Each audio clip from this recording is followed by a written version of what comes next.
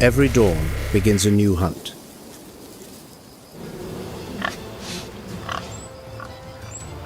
Hunter and prey share the same fear.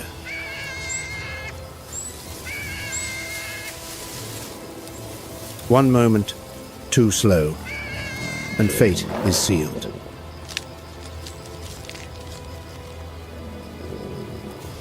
Because in this world, survival is everything.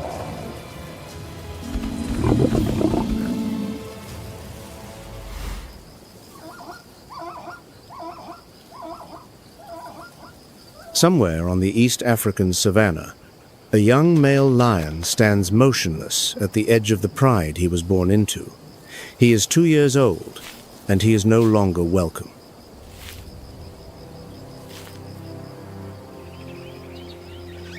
His mother watches from the shade of an acacia tree. She does not call him back. She does not follow. A lioness knows what must happen, even when every instinct resists it.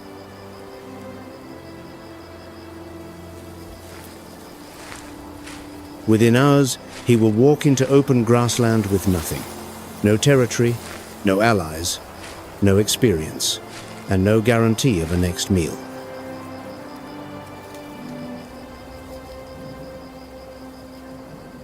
"60% of young males exiled this way will not survive their first year alone. The savannah does not forgive inexperience."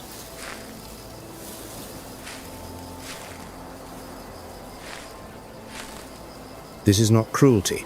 This is the oldest law of the pride, a law written not in stone, but in 40 million years of evolution.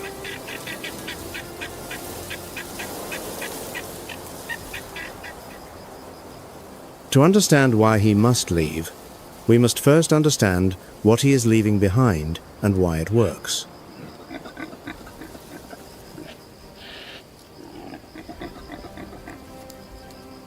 A lion pride is not a random gathering of animals. It is a society ancient, structured, and governed by rules that would surprise anyone who believes the male is king.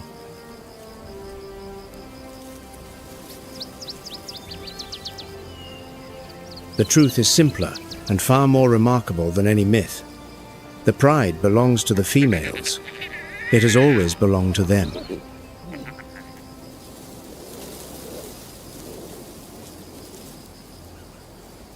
Daughters stay, sons leave. Mothers, sisters, aunts, and cousins form bonds that last a lifetime, hunting together, raising cubs together, defending territory side by side.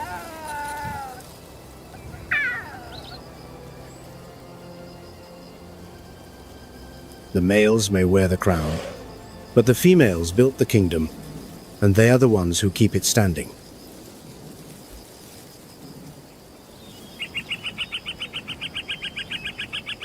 On the open plains, a group of lionesses moves in formation. 2 on the flanks, 1 in the center. They have rehearsed this coordinated ambush across 1,000 generations.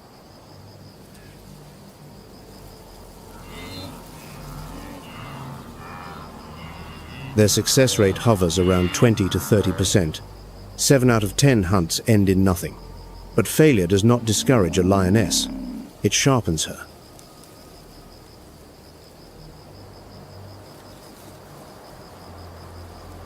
What most people never witness is what happens after the hunt. The pride reunites. Heads press together. Flanks brush against flanks. A low rumble passes between them.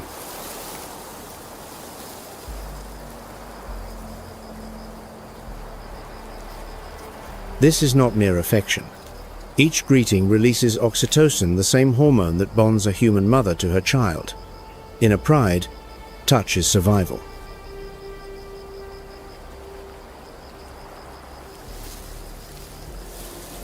Every lion carries a unique scent signature. When pride members rub faces, they blend their scents into a shared chemical profile. a passport that separates family from intruder.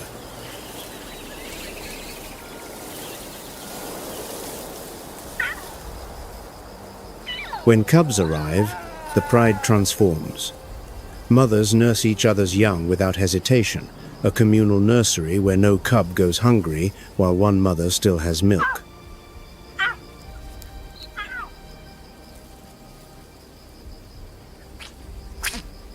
Synchronized breeding ensures that cubs are born together. A dozen lives in a single week. Predators cannot take them all. Sheer numbers become the first defense.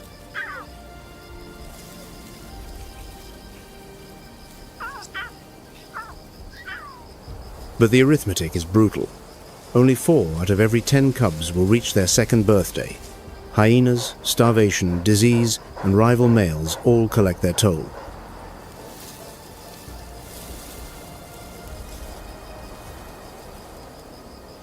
And here lies the paradox that disturbs every observer. When a new coalition of males conquers a pride, they kill the existing cubs, every single one.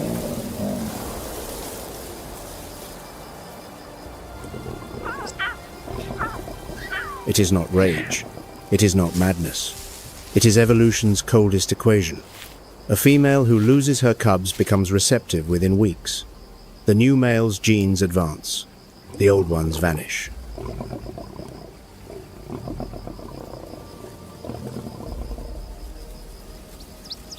The resident males, the ones the world calls lazy, are anything but idle.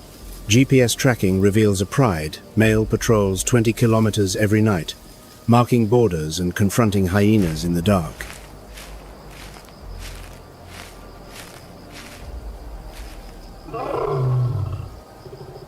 His roar carries 8 kilometers through the darkness, 114 decibels, louder than a rock concert.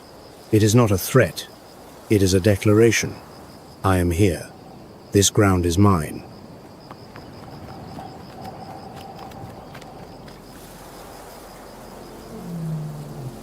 But no reign lasts forever. 2 years, perhaps 4. Then younger, stronger males arrive, and the old king walks into the tall grass, alone.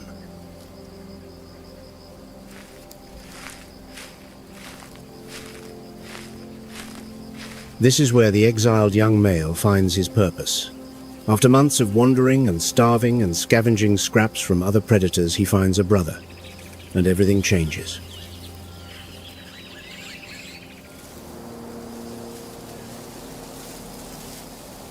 A coalition of 2 or 3 males is exponentially more powerful than one. Together, they hunt larger prey.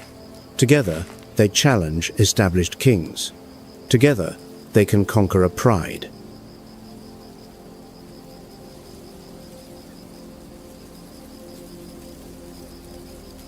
Brotherhood is not sentiment on the savannah.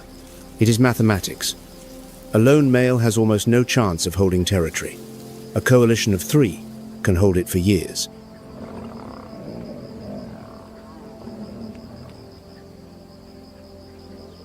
And so the wheel turns. Exile becomes alliance. Alliance becomes conquest. Conquest becomes reign. Reign becomes exile once more.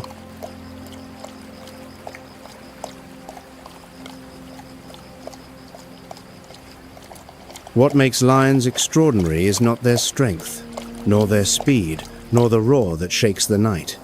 It is their devotion to community.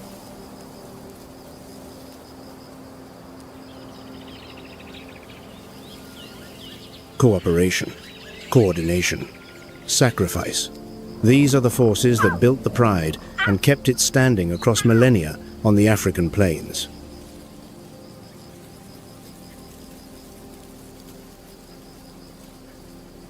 But Africa is not the only place on Earth where these ancient principles govern life and death.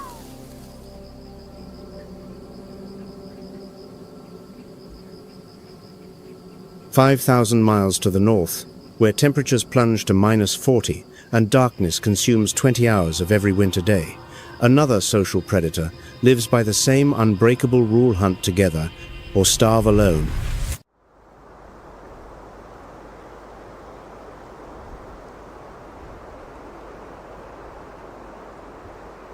In a land called Yukon, 186,000 square miles of wilderness at the northwestern edge of Canada, the wolves are waiting.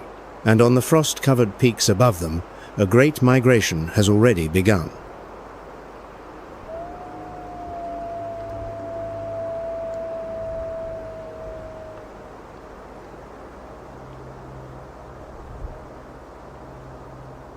Across the frost-laden peaks of the Ogilvy Mountains, an immense column of life moves slowly through the valley below.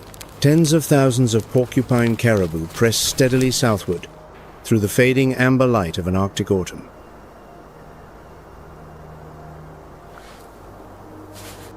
They do not stop. They have never stopped. For thousands of years, this march has continued without fail.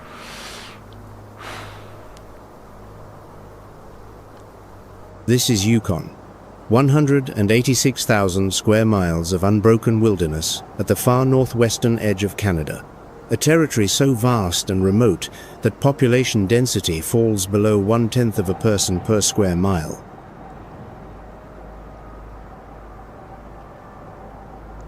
Mount Logan rises 19,551 feet into the Arctic sky, the highest peak in all of Canada, where the clouds themselves are forced to bow beneath its frozen summit.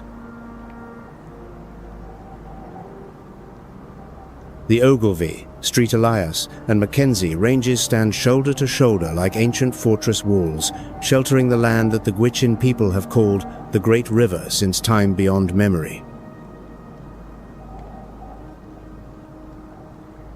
Kluane National Park, designated a UNESCO World Heritage Site in 1979, safeguards one of the last truly pristine ecosystems remaining anywhere in North America.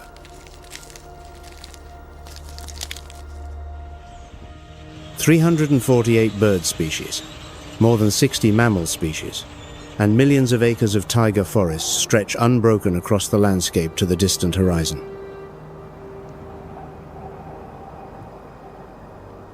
Yet beneath this spectacular beauty lies a merciless law, one that governs every creature dwelling within its borders. Each season in Yukon rewrites the rules of survival from the ground up. Each season forces every living creature, from the smallest lemming to the largest bear, to make a single, irrevocable decision. Welcome to Wildverse, where we explore the most extraordinary stories the natural world has to offer. Stay or go. Migrate across 1,500 miles of frozen, windswept tundra, or dig in and endure a winter plunging to 40 below.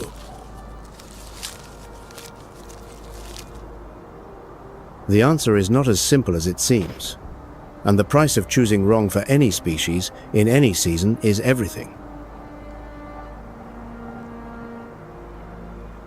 Autumn has begun to descend across Yukon, painting the taiga in fire and gold. The first movement in the great four-season cycle has sounded its opening note.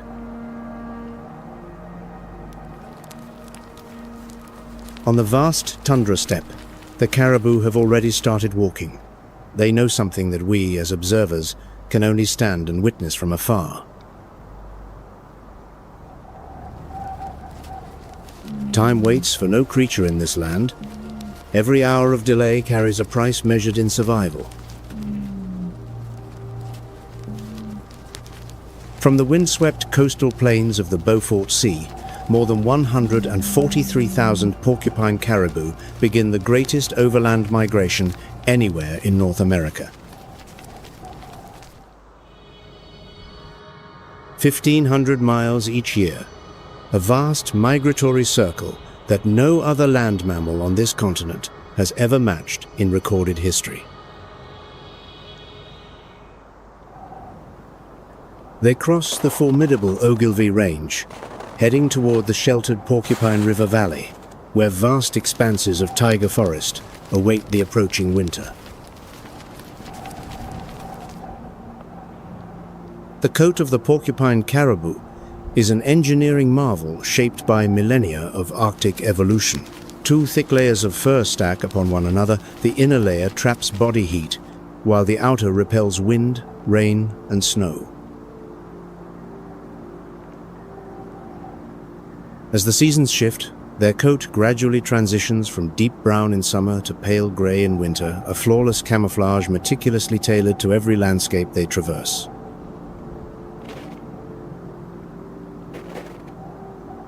Both male and female porcupine caribou grow antlers, a biological trait entirely unique among all deer species anywhere on Earth.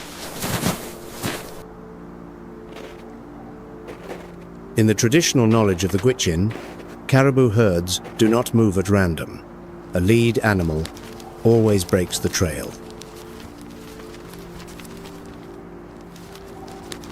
In autumn and spring, the experienced females lead the herd. When deep snow buries the tundra beyond recognition, the strongest males assume the vanguard position.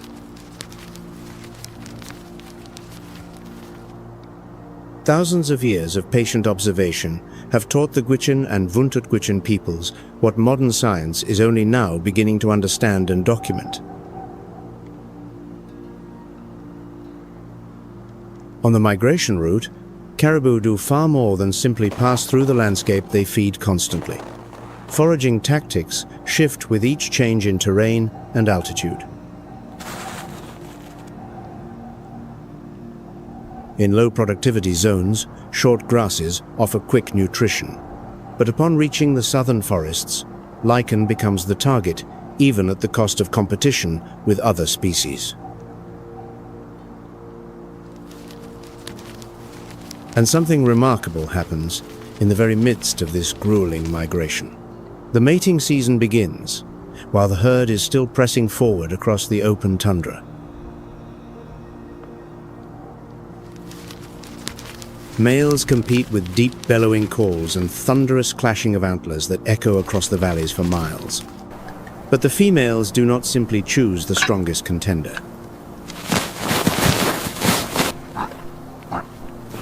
They select males with endurance, with superior pathfinding ability qualities, forged through hardship that will pass down to the next generation of survivors.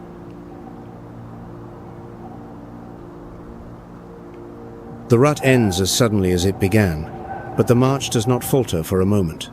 The herd presses south through wind-scoured mountain passes where gales cut like frozen blades.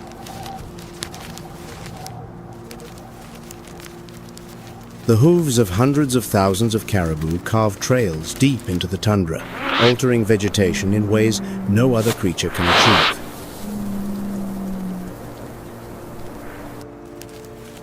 When winter finally fades and snowmelt floods the tundra, fresh grasses will sprout along those very trails, a quiet act of renewal, orchestrated by hooves that never intended to plant a single seed.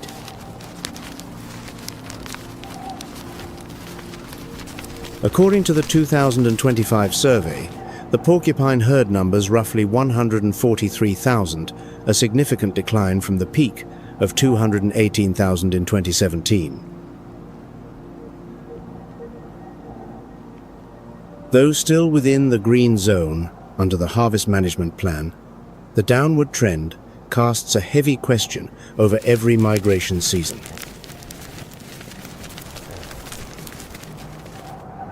But caribou do not concern themselves with statistics or population surveys. They know only one imperative: to walk, and the shortening days of autumn drive them faster. Ahead lies the Richardson Range, where the wind howls without ceasing across exposed ridgelines, and the first heavy snow of the season has already begun to fall. Each step across the frozen tundra carries them closer to the sheltered valleys where they will spend the winter and closer to the predators that are already waiting in the shadows. Caribou droppings, the most unassuming substance imaginable, contain remarkably high levels of nitrogen, quietly fertilizing the tundra along every migration corridor.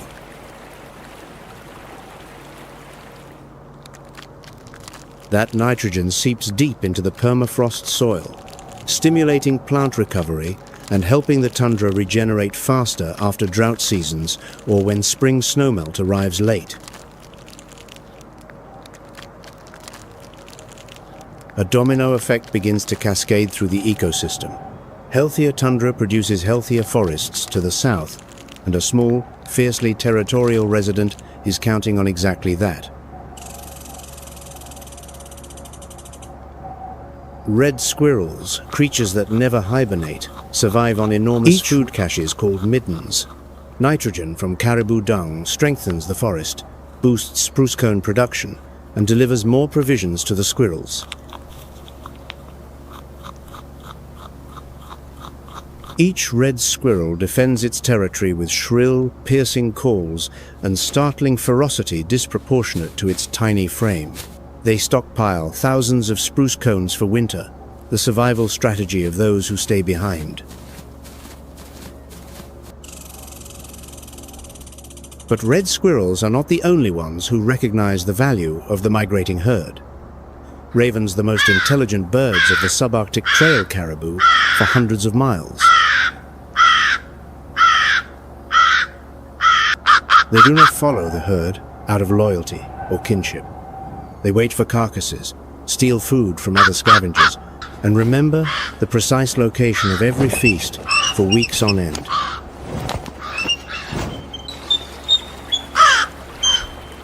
Ravens' fake alarm calls to trick other animals into abandoning food, and they fearlessly harass bald eagles in mid-flight despite the dramatic and dangerous difference in size.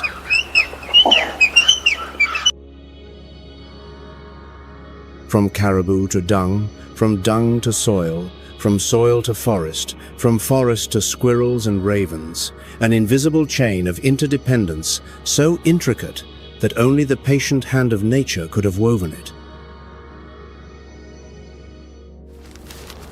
Porcupine caribou do not know they are ecosystem engineers of continental scale. But every migratory step they take reshapes the living world around them in ways both visible and unseen. Not every caribou chooses the longest road. The 40-mile herd, numbering roughly 84,000, migrates far shorter distances, only a few hundred miles around the 40-mile river region.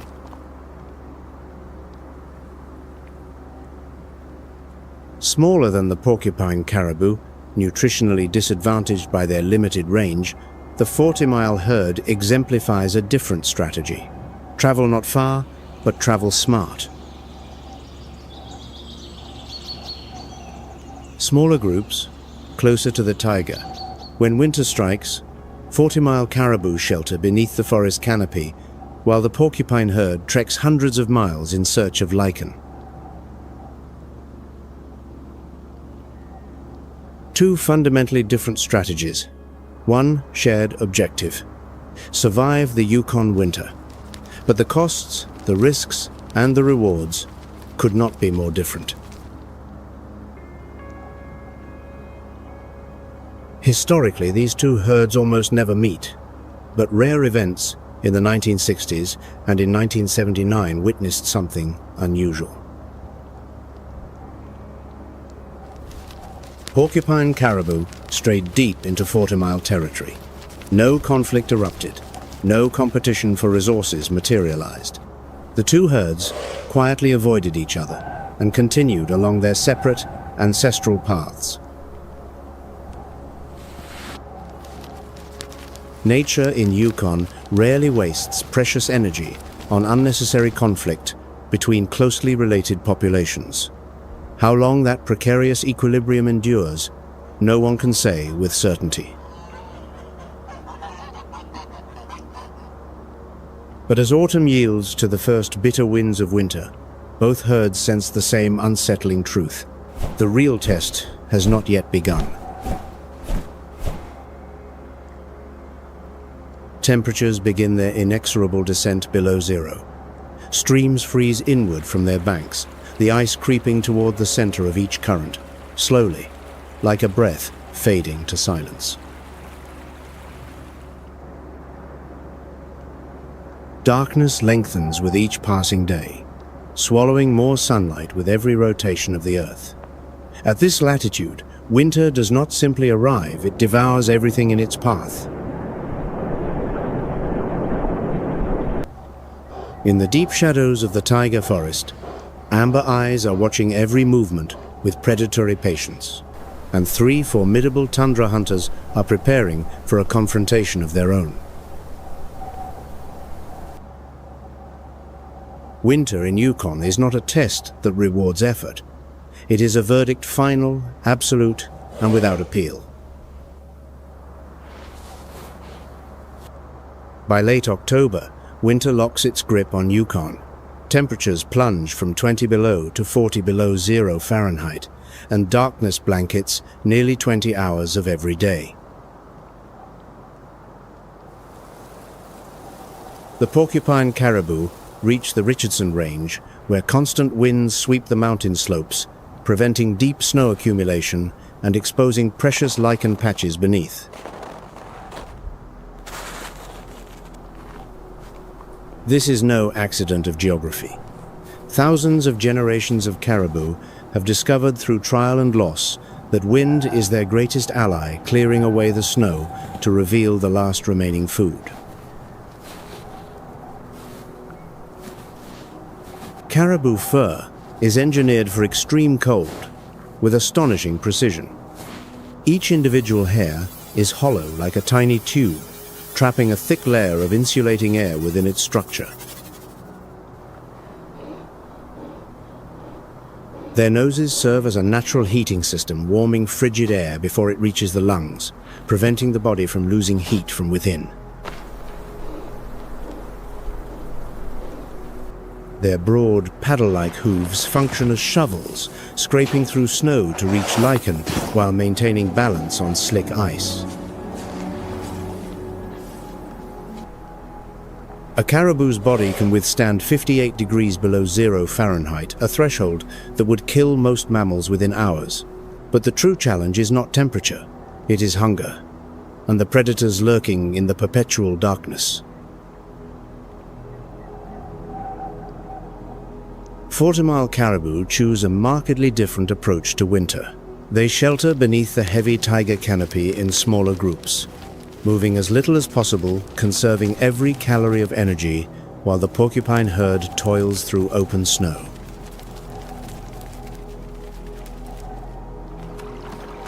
A third group receives far less attention, the boreal woodland caribou. They live alone or in small clusters within the flat forests and wetlands east of the Peel River.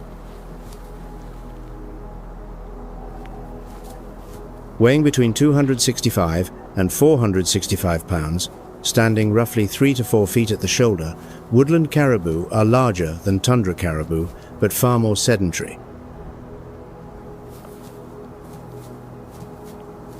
They embody the purest form of the stay strategy. No migration, no massive herds, only quiet persistence deep within the taiga where snowpack runs deepest. 3 types of caribou, 3 strategies, 1 question. Go far, go short, or stay put. Yukon's winter tests them all. 2 overwintering strategies. Face the blizzard head on, or vanish into the shelter of the forest. Neither is easier than the other.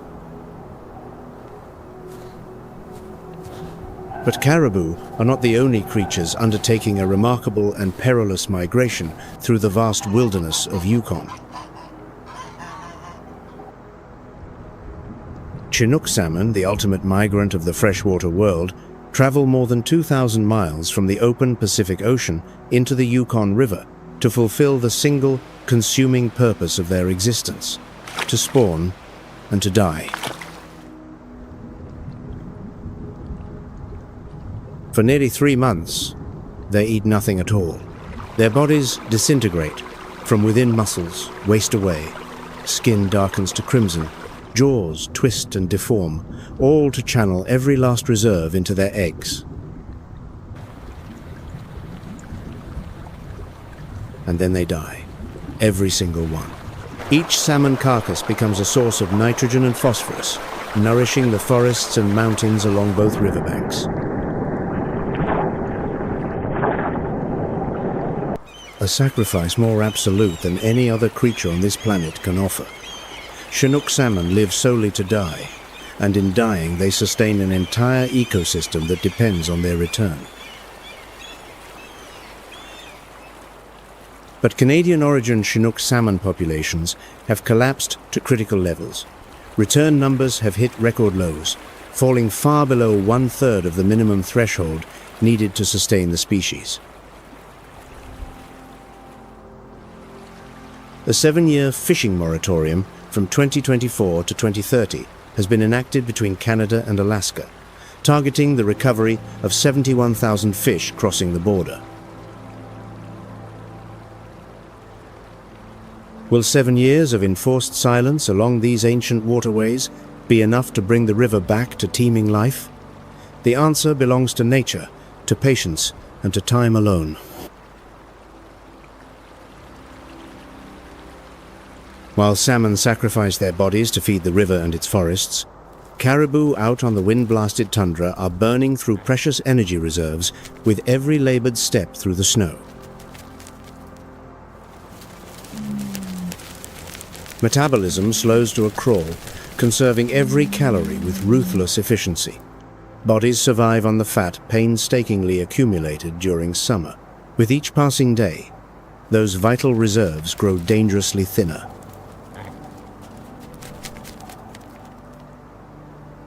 But the greatest danger facing these caribou comes not from the cold or from starvation alone.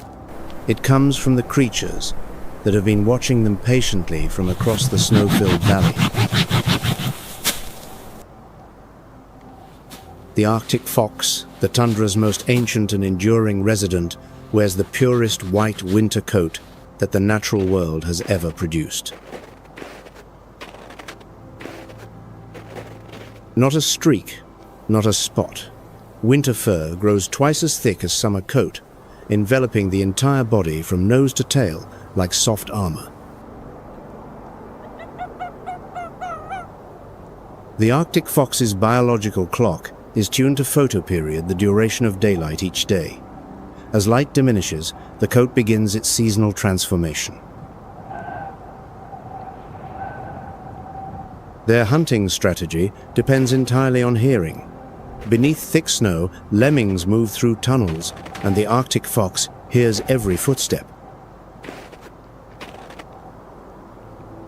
They tilt their head, calculate the position, then plunge straight down, both forepaws piercing the snow like arrows.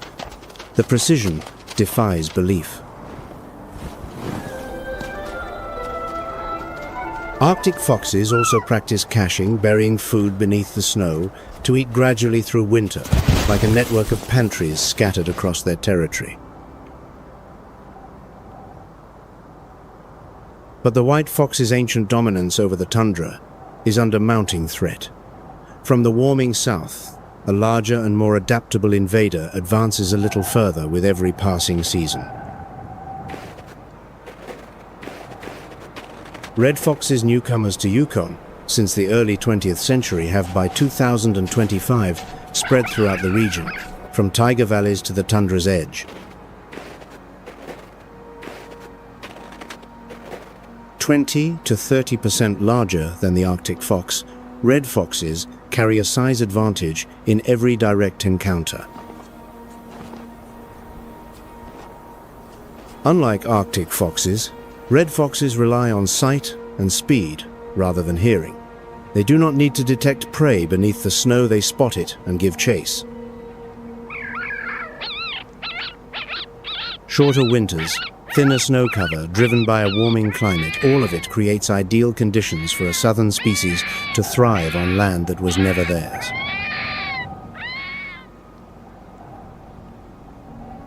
Most alarming of all, red foxes are seizing the dens and rock caves that Arctic foxes have used for generations, directly threatening the breeding sites and nursery shelters of the native species.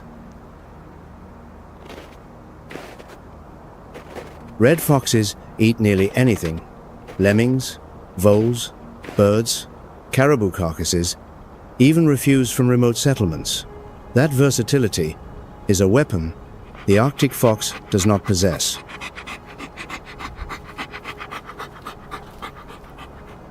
And unlike the Arctic fox, the red fox rarely caches food for future use. It lives entirely for the present moment, eat now, claim now, and never wait for tomorrow.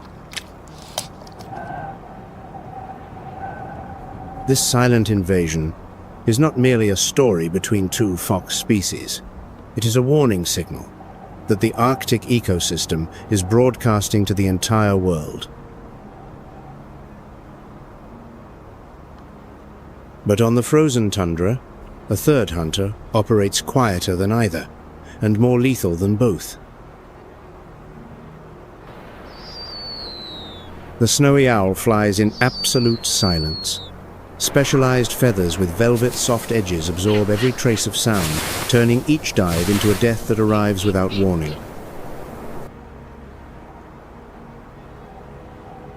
Lemmings account for more than 70% of the snowy owl's diet during breeding season, the very same food source upon which the Arctic fox depends for survival. Unlike most owls, the snowy owl hunts during both day and night, the supreme advantage in a land where light and darkness alternate on the Arctic's own terms. They fly low, skimming the ground from cliff perches or snow mounds, then strike at high-speed talons, sharp as blades piercing prey before it can react. And here lies the unexpected and devastating twist in this three-way competitive triangle. Adult snowy owls regularly steal food directly from Arctic foxes. One more layer of pressure bearing down on a white fox, already pushed southward by the red fox. Caught between two rivals, the Arctic fox faces a battle for survival on its own homeland. Data from Project Snowstorm in 2024 reveals that snowy owl numbers in northwestern Canada are rising. Welcome news for the owl, but another burden for the Arctic fox.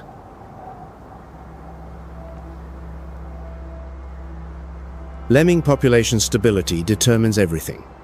When lemmings are abundant, all three hunters coexist.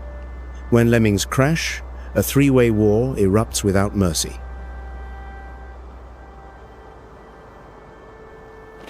Three winter hunters. Which one owns the smartest strategy? Arctic fox, red fox, or snowy owl? Let Wildverse know in the comments below. The winter tundra appears utterly silent, a blank canvas of ice and snow stretching to the horizon. But beneath that white surface, a life and death struggle never rests for a single moment. And while three small hunters compete for lemmings on the tundra, a true sovereign is moving through the snowy forest below. The grey wolf, the undisputed alpha predator of the Yukon's taiga ecosystem, has no need to compete for lemmings or voles. Its targets are far larger, far more dangerous, and far more rewarding. Between 4,500 and 5,000 grey wolves range across Yukon, according to Yukon environment data. This ranks among the largest wolf populations remaining in North America. Each pack numbers 5 to 12 members, moving like a military unit through snow-filled valleys and forested mountains, tracking caribou for dozens of miles without tiring. The alpha pair leads, deciding direction, timing the attack, dividing the kill. Behind them, young wolves learn by watching. Every hunt is a lesson. Communication within the pack unfolds through haunting howls echoing across snow-filled valleys, through subtle body posture, through fleeting eye contact. A single glance from the alpha can redirect the entire pack in absolute silence.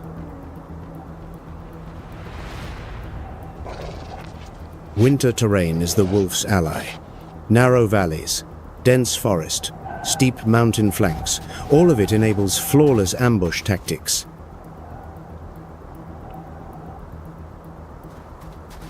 Wolves do not waste energy chasing prey across open, featureless plains. They deliberately funnel quarry into terrain that restricts both visibility and escape routes. But the grey wolf is no indiscriminate killer.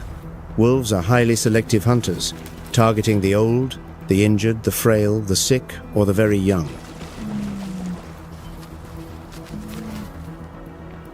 Observe first, assess, then decide whether to attack or let go. Most pursuits end when the wolves themselves withdraw the quarry too strong, the energy cost too great. This selective strategy does more than improve success rates. It maintains the genetic health of the caribou herd, culling the weakest individuals across thousands of generations. A paradox of the wild so profound it borders on philosophy. The predator safeguards the strength of its prey. Without wolves, caribou herds would slowly deteriorate from within, weakened by the very individuals that survive unchallenged.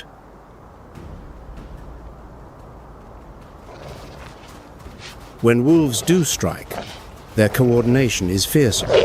One group drives head-on, forcing caribou toward an ambush team already waiting in the forest or behind a mountain ridge.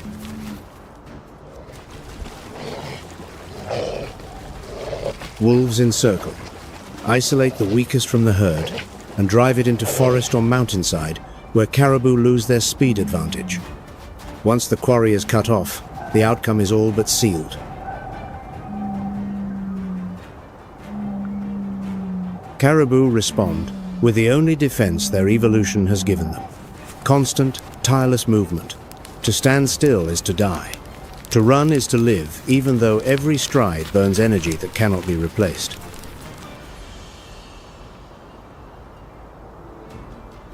The herd maintains tight formation through danger zones. The strongest males flank the outside. Females and calves shelter in the center, a defensive line forged by instinct.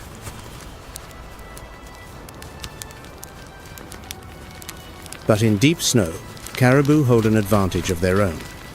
Broad hooves distribute weight, allowing them to sprint across snow where wolves sink deeper with every step.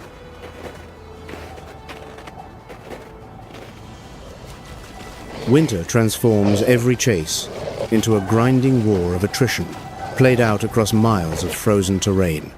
Wolves possess superior endurance. Caribou possess explosive speed. Whichever exhausts its reserves first loses. On certain nights, wolf howls carry through the Richardson Valley like the oldest song the world has ever known. The caribou hear it and begin to move even through total darkness.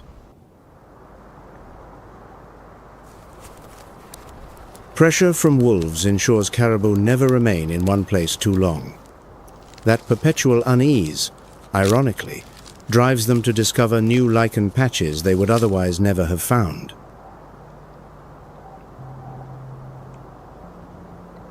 Caribou metabolism declines as winter deepens. Bodies shift into conservation mode, surviving on fat reserves stored during summer. No food, no liquid water. Snow becomes the sole source of hydration. Each day is a struggle between conserving energy and fleeing predators. The weakest caribou fall first, their strength finally spent. Their carcasses feed wolves, feed ravens, feed the red foxes, steadily expanding their territory, a food chain that operates with brutal efficiency even in the most extreme cold. But the survivors, the strongest, the most cunning, the luckiest, continue walking through deep snow every single day.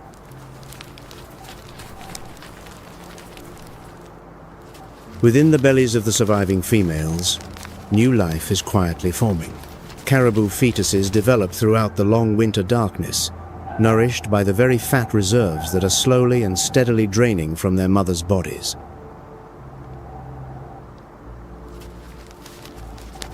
They await what ancient instinct has always foretold, what 10,000 generations have confirmed. The light will return, the snow will melt, spring will come. And when the deep snowpack begins to soften, when the first warm winds sweep through the Richardson Range, the surviving caribou quietly turn northward.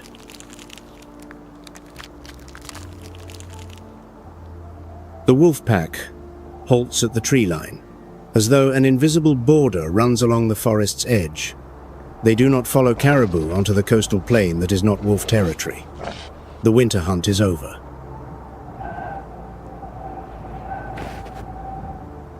The caribou begin a new chapter in the most tenacious overland odyssey in North America.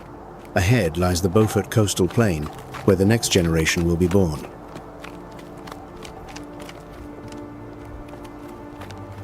But spring in Yukon carries no promise of peace. It is when the two largest terrestrial predators awaken from dormancy and caribou are about to give birth, surrounded by fangs, claws, and insatiable hunger.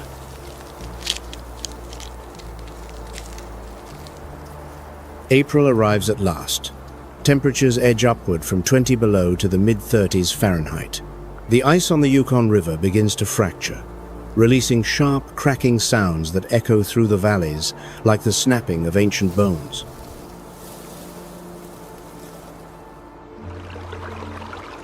Clear water flows for the first time in 6 months. Snow on the Richardson slopes melts into thousands of small streams, pouring down onto the Beaufort coastal plain. Spring in Yukon does not arrive gradually. It erupts within weeks. Temperatures can surge to the 50s and 60s Fahrenheit, transforming white tundra into a fragile carpet of new green. Sedge, lichen, and willow sprout, after months dormant beneath the snow. This is the most nutrient-rich food source of the entire year, and the pregnant caribou need it more than ever.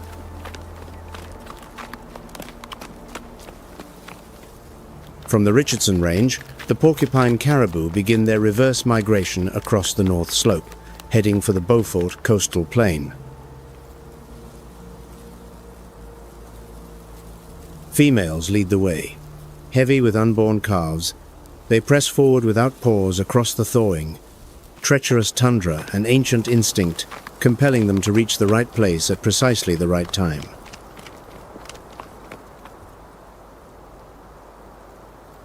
The Beaufort Plain did not become the calving ground by chance.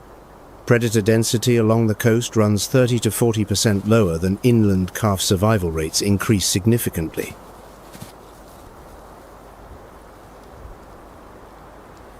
Peak calving falls within the first week of June, between the 1st and the 7th. More than 75% of caribou cows give birth during that narrow window. Seven days that determine the future of the entire herd. Synchronized calving is an evolutionary strategy. So many newborns arriving at once overwhelms predators' capacity to kill them all. Newborn caribou are desperately vulnerable in their first week.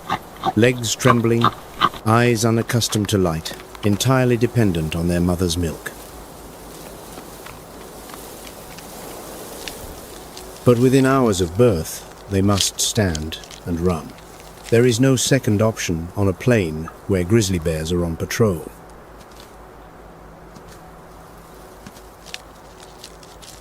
Bull caribou use antlers and hooves to defend the calving grounds.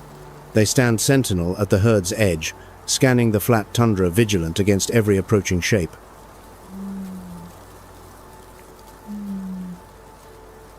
Afterbirth and placenta from the calving season deliver nitrogen and microorganisms into the soil, stimulating stronger sedge and willow growth, igniting the spring nutrient cycle for the entire ecosystem. But the scent of blood and fresh afterbirth is also a powerful invitation carried far on the Arctic wind, and Yukon's two largest predators have already caught the scent. The grizzly bear, after months of hibernation, re-emerges onto the freshly thawed floodplain. Starving and gaunt, it needs protein immediately. A mother grizzly leads one or two small cubs, moving slowly across the tundra. But do not mistake that deliberate pace for weakness. When the scent of a newborn caribou reaches a grizzly, the bear shifts instantly into predatory mode. Approaching carefully upwind, it works to separate a calf from its mother, with terrifying, methodical patience. The explosive power and speed of a grizzly bear overwhelms a newborn caribou entirely, especially those not yet steady on their feet, mere hours after birth. Pressure from grizzlies forces caribou to shift their calving grounds continuously from year to year. They never calve in the same location 2 seasons, running a survival lesson encoded in instinct.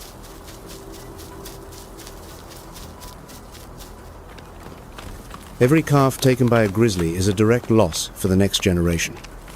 Calf survival rates during the first 2 weeks determine the herd's strength for years to come.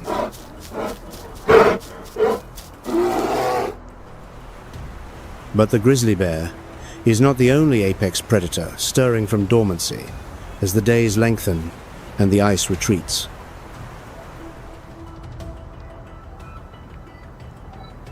From the shores of Herschel Island, where sea ice is fracturing into vast slabs, an enormous creature begins moving inland.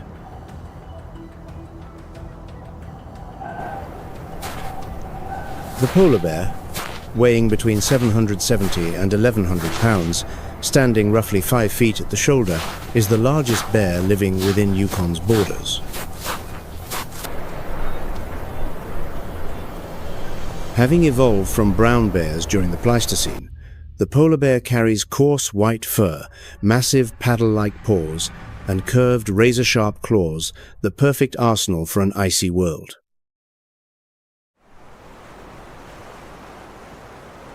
In spring, polar bears hunt seals at fractures in the sea ice, patiently staking out breathing holes where seals surface for air.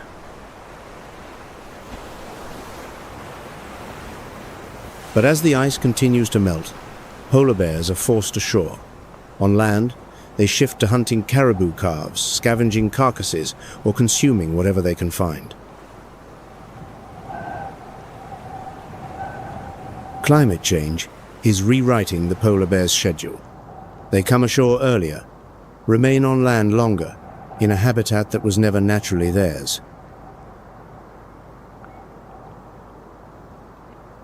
And on land, polar bears must contend with grizzlies, smaller bears, but more aggressive, and far more familiar with the terrain.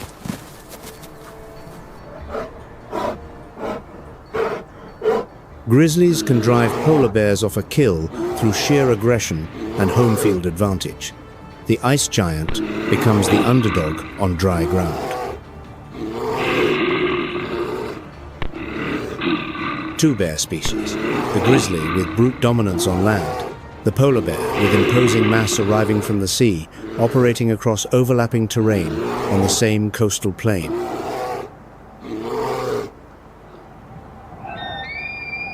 Both target caribou calves. Both are ravenous after the long winter, and the Beaufort Plain becomes a battleground where caribou mothers must defend their young at any cost. Caribou mothers do not retreat. They charge with antlers, strike with hooves, shield with their own bodies, regardless of the predator's overwhelming size. Not every encounter ends in the bear's favor. Some caribou mothers drive off even grizzlies, forcing the predator to seek easier targets.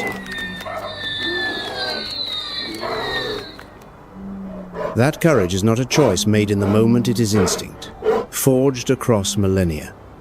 Every calf that survives is a victory for the herd, for the bloodline, for the species. As spring turns to summer, the surviving calves grow stronger, legs steadier, eyes sharper, and the instinct to run already woven into every muscle fiber. Grizzly bear or polar bear, which is more fearsome on the Beaufort Plain? Let Wildverse know in the comments below. Spring ends with a paradox that defines the Yukon ecosystem. The season of renewal is also the season of greatest killing. But that is how this wilderness operates, life and death, intertwined in every breath.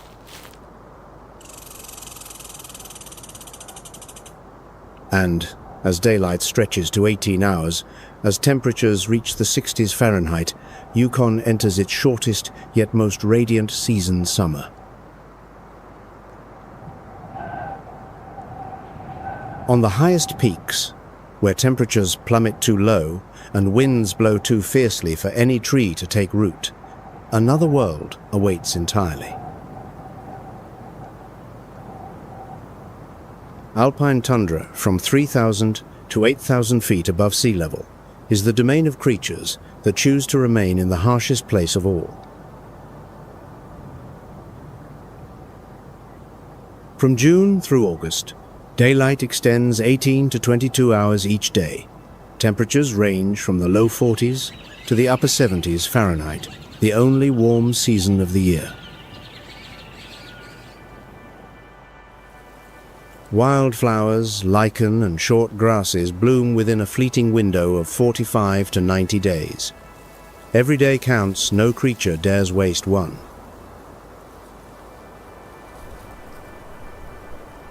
Dall sheep, the Alpine's resident experts, stand on sheer cliff faces as though gravity does not exist.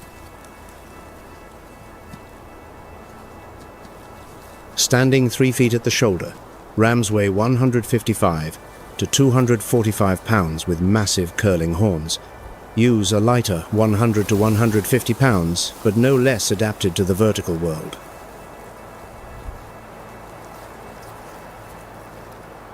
Ewes choose the highest, steepest cliffs to give birth, where no predator dares climb.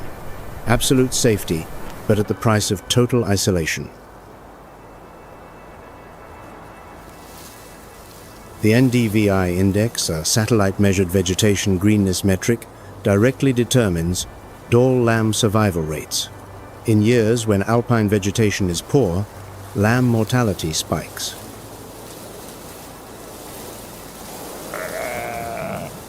Dall sheep feed on sedge, willow, and moss, regulating the alpine plant community in their own way, maintaining balance in the high elevation ecosystem.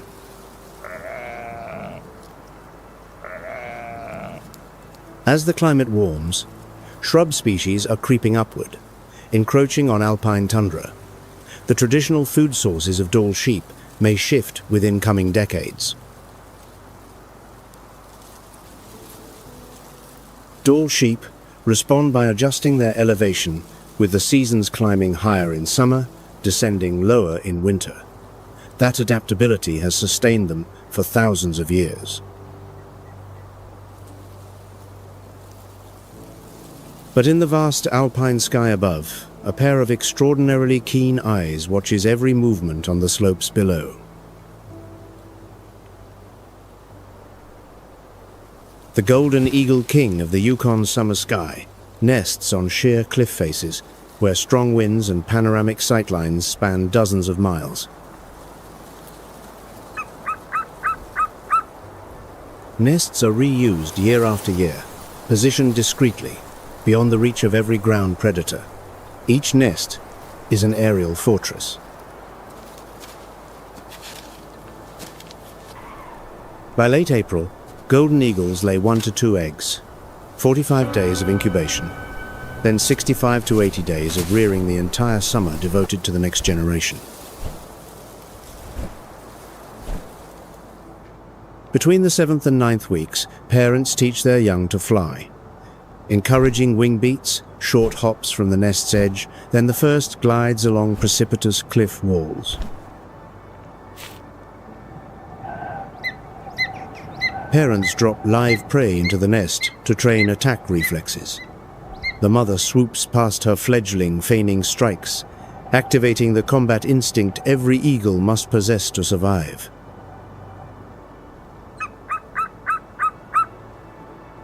The golden eagle's signature hunting technique is the contour flight, skimming 3 to 15 feet above the terrain, then diving on prey before it even registers the threat.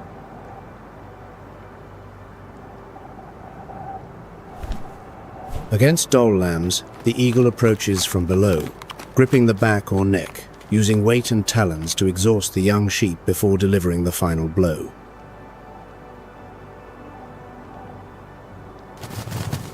Against adult mountain goats on cliff faces, golden eagles employ a push-off tactic, diving in to shove prey off the ledge. Once it falls, gravity finishes the job.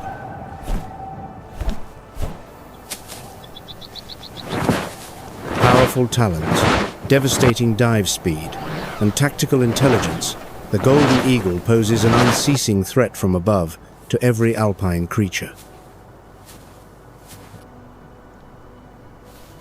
But not every high-altitude resident lives in fear. The hoary marmot, the largest rodent of the alpine zone, has its own solution.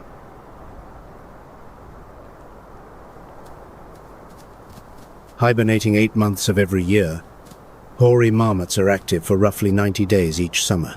That is all the time they have to eat, mate, raise young, and store reserves. Silver-grey fur, stocky build, they devour grasses, wildflowers, and roots without pause.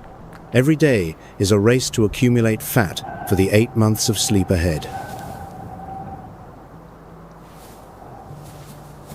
The hoary marmot's distinctive warning whistle rings across mountainsides whenever an eagle appears, a natural alarm system that protects the entire colony. Summer is the most social season for hoary marmots. They play, mate, and defend territory, living 90 days as though it were an entire lifetime.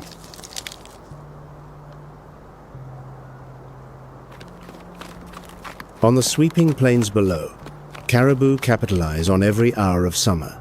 They climb to windswept ridges to escape clouds of mosquitoes and horseflies, packing on 10 to 15% of their body weight each month.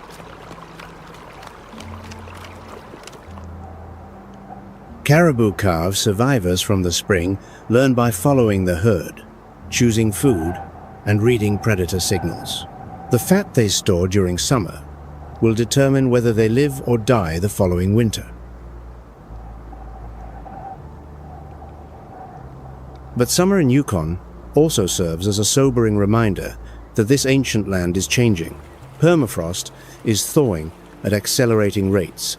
Ground is subsiding. Methane and mercury leaching into the ecosystem from soil locked for millennia.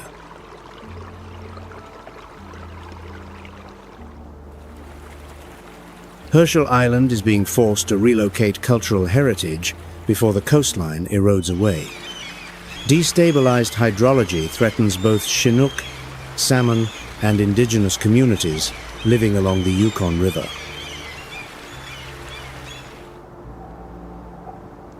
Shrubs invade the tundra.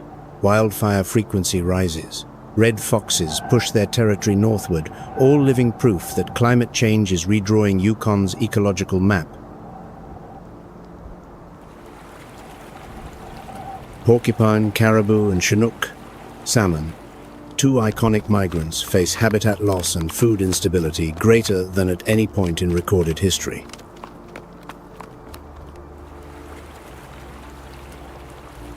But Yukon has not surrendered. The Our Clean Future strategy targets a 45% reduction in emissions from 2010 levels, aiming for 97% renewable electricity before 2030.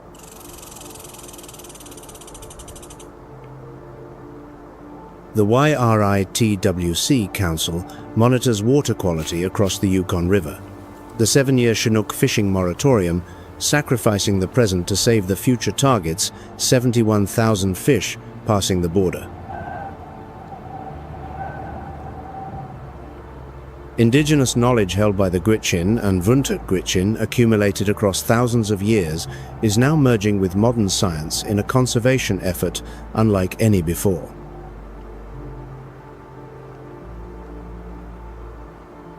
And so the great seasonal circle closes once more, as it has for millennia. As the first leaves turn to burnished gold across the taiga, as temperatures begin their long descent, the porcupine caribou turns southward once again.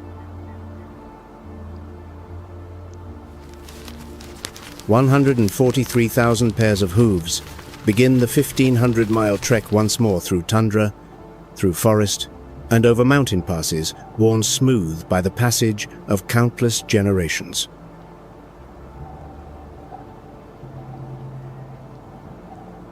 Every species, every season, every strategy carries a price that must be paid in full. Stay or go. Nature never answers that question. It simply watches and records who survives.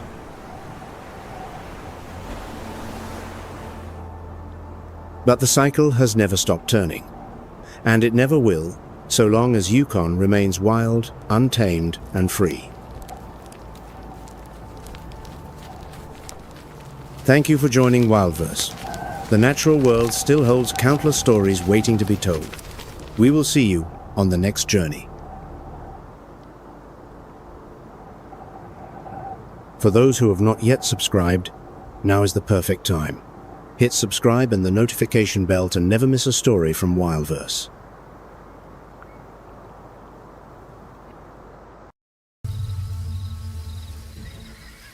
Africa, a continent ancient, vast, and wild, where the very land breathes with stories older than time itself.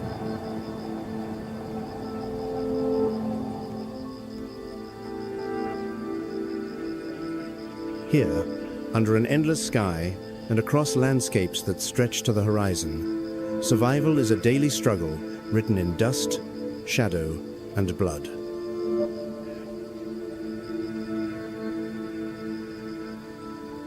This is a kingdom ruled by the ultimate predators.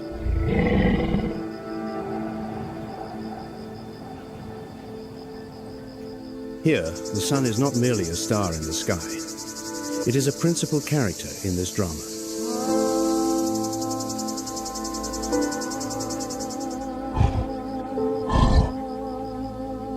Its light nurtures life, yet its heat can mercilessly take it away.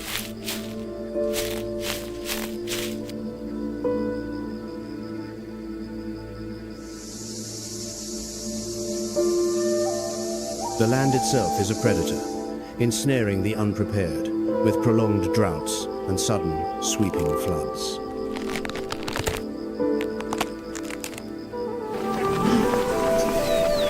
Every grain of dust carries a story of a struggle that is past.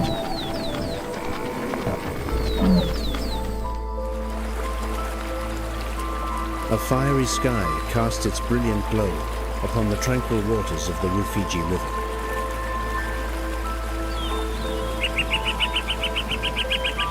But this stillness is a deception.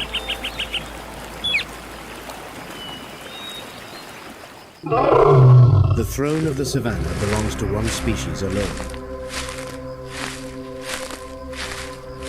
The lion. Unlike other solitary hunters, they form social groups known as prides. They draw their strength from the deep bonds shared between its members.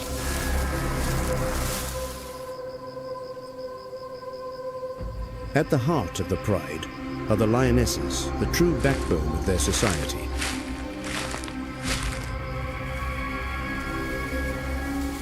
They are responsible for some 90% of the pride's successful hunts.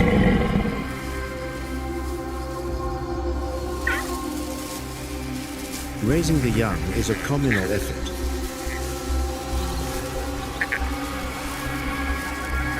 Gestures like grooming, or an affectionate head rub reinforce unity and reduce tension.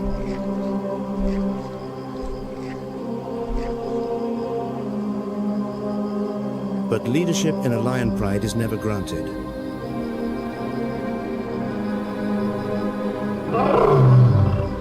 It is won through brutal combat. For young males, life is harsh.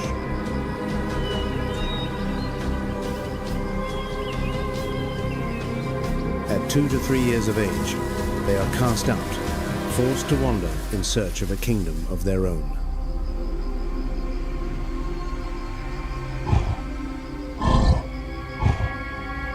To improve their chances, males often form coalitions.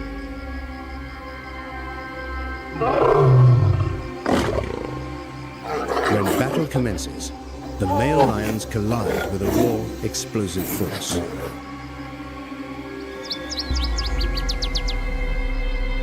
Razor-sharp claws tear at thick hide, and powerful jaws aim for the throat.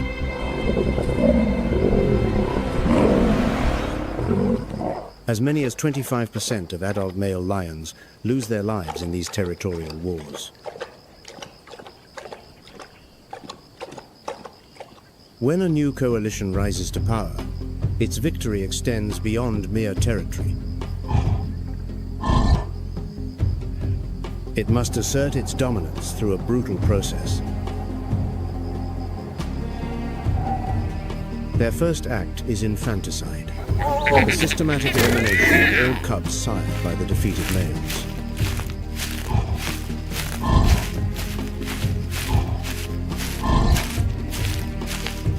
It is a cruel but effective strategy to erase the previous leader's bloodline and bring the females back into estrus.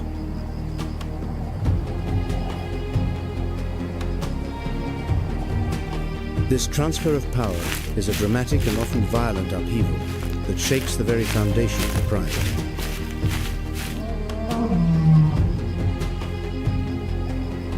For the lionesses, it is a moment of profound tragedy and reluctant acceptance.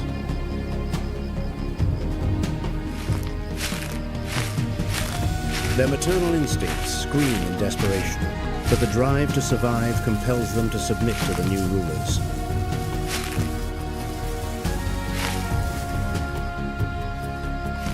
The future of the pride now rests on their willingness to accept these new kings. And on the savannah, the division of a meal reflects the hierarchy of power. The males are given the privilege of eating first.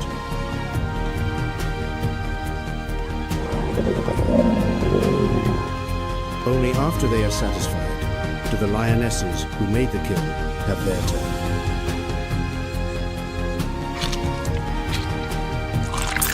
Finally, the cubs are permitted to gnaw on what remains.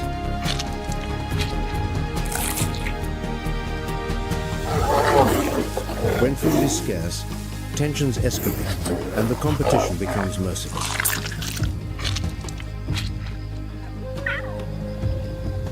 This is a kingdom built on power, but that power is ever fragile.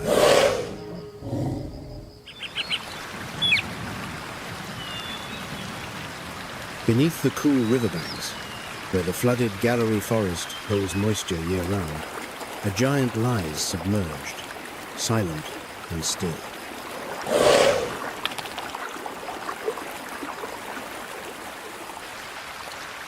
Pods of hippopotamus rest in the cool shallows.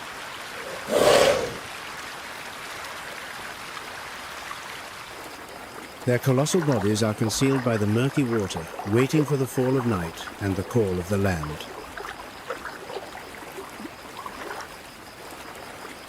They surface only for a moment, taking a breath every few minutes before vanishing once more beneath the river's calm facade.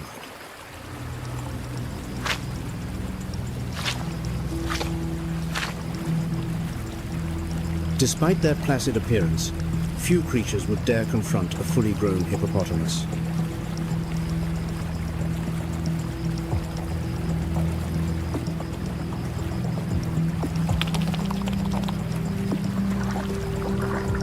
Weighing up to nearly 4,000 pounds, with jaws that can open to an astonishing 150 degrees, the hippo is the living embodiment of raw power.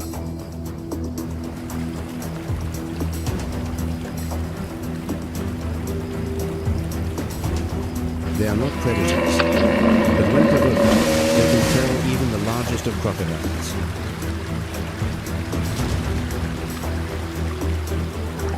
Within this river giant lies an oceanic secret, a story of a path not taken.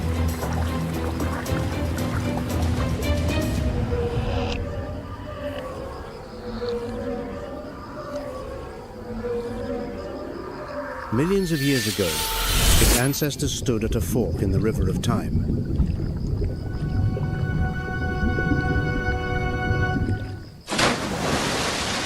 One path led to the deep oceans and to the whale.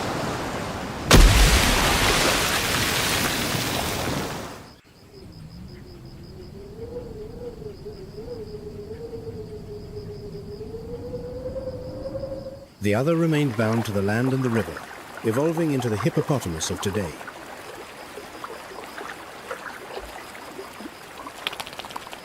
They are two answers to the same ancient question, forever separated by their choices.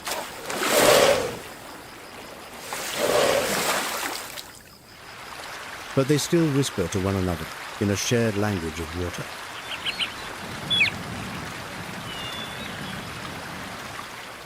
Both communicate underwater using low frequencies, give birth in the water, and possess a remarkable ability to hold their breath.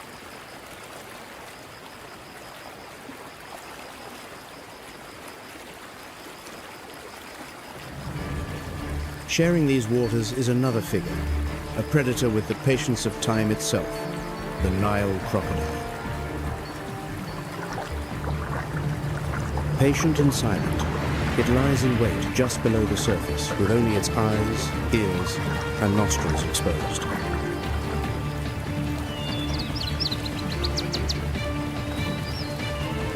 Perfectly still, perfectly ready, it awaits that fatal moment when an unsuspecting animal comes to the water's edge to drink.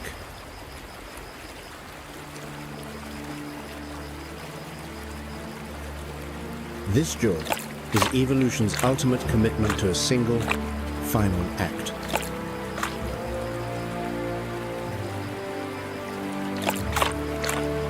All of its power is channeled into the closing snap.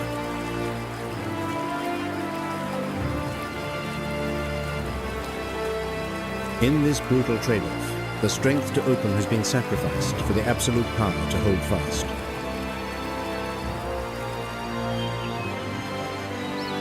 It is a weapon designed only to end a struggle, never to begin one gently.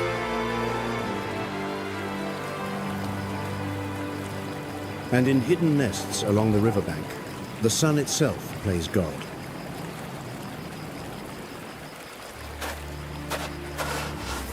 The fate of an entire generation is decided not by genetics, but by the warmth of the sand.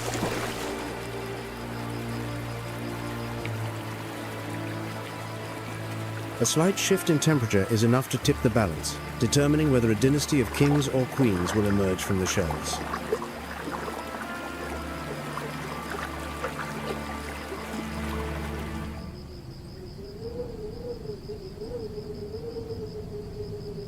Leaving the humid riverine forests, the landscape opens into the vast grasslands of Nyerere National Park.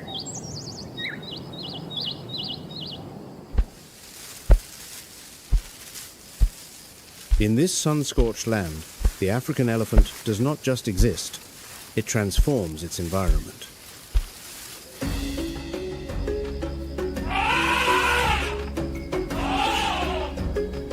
Deeply social creatures, elephants live in tight-knit herds, led by an experienced matriarch.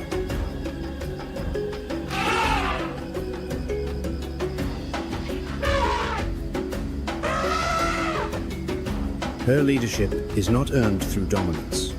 It is forged from wisdom.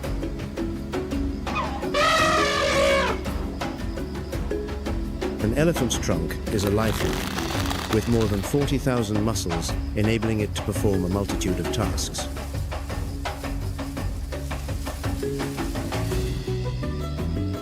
Their extraordinary spatial memory maps out the location of dozens of water sources, a vital advantage during prolonged droughts.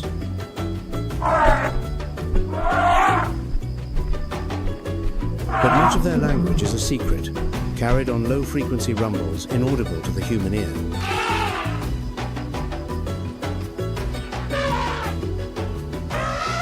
These sounds travel for miles through the ground, carrying warnings, greetings, and even sorrow.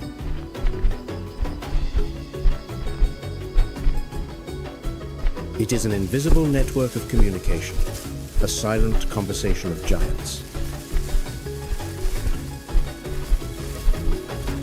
They engage in complex greeting ceremonies and mourn their dead with profound expressions of grief. As the elephants fade into the horizon, a new chapter begins.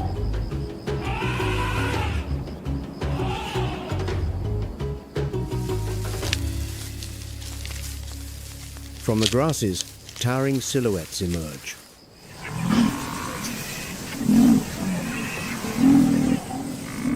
The African buffalo, stepping onto the Great Plains like ancient warriors.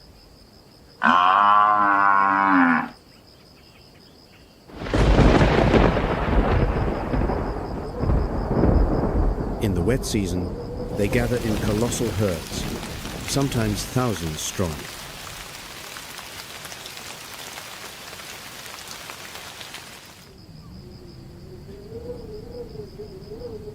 This spectacular sight is, in fact, a strategy for survival.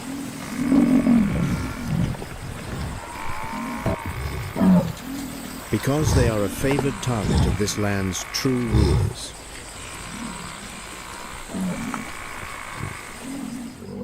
On the arid savannas of Nyerere, the lion's hunt is not just an instinct.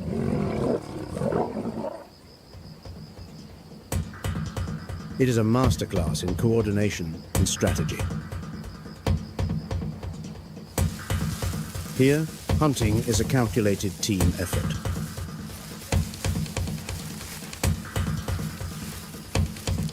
The prides move silently through the tall miombo grasses, a perfect natural camouflage for the ambush to come. The lionesses, swift and agile, initiate the stalk and execute complex flanking maneuvers. When the time comes to bring down a formidable target like a buffalo, it is the males who surge forward. A recent study revealed that buffalo account for up to 56% of successful lion hunts in these arid regions.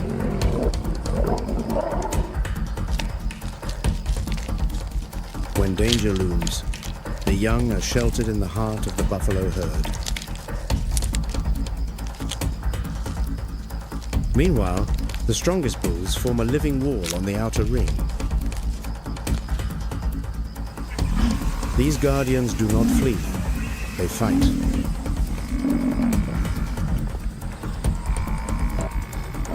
Armed with curved horns and raw muscle, they will readily confront and even repel an entire pride of lions. But in the wild, no meal is ever guaranteed.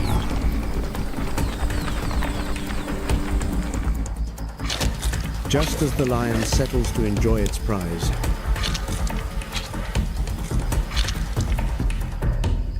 cunning eyes have been watching the drama unfold from a distance. In such cases, there is only one prime suspect, the spotted hyena.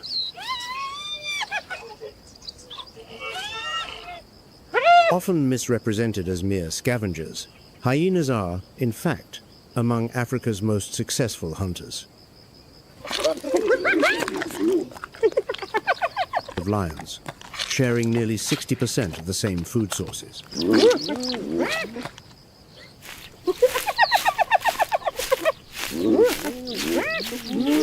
Small hunting parties, often of 2 to 5 individuals, target medium-sized prey.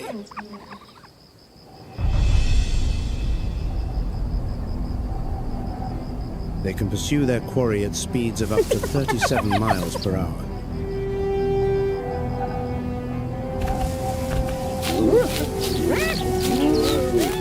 The spotted hyena possesses the most powerful bite of any land carnivore in its family, capable of crushing even the largest bones. With hearing that can detect sounds from over 6 miles away, they hold a distinct tactical advantage.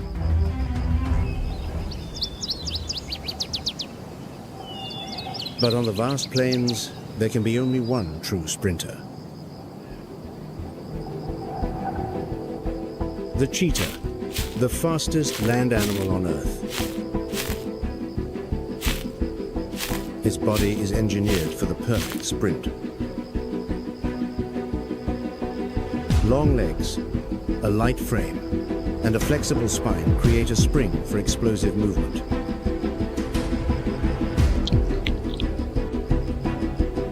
Unlike other big cats, the cheetah's claws are only semi-retractable, acting much like the spikes on an athlete's shoe.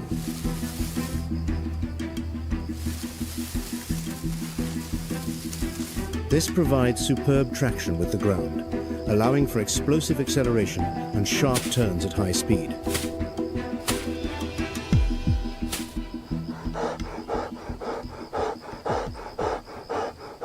But what it gains in speed, it sacrifices in strength.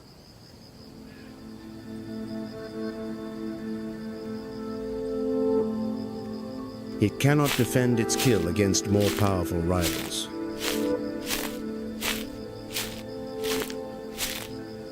Its lightweight skull results in a weaker bite, limiting its ability to hunt large prey.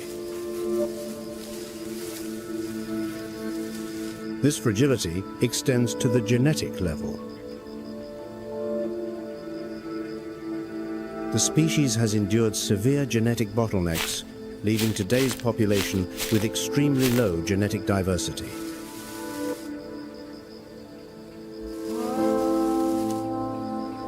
Speed is both a blessing and a burden.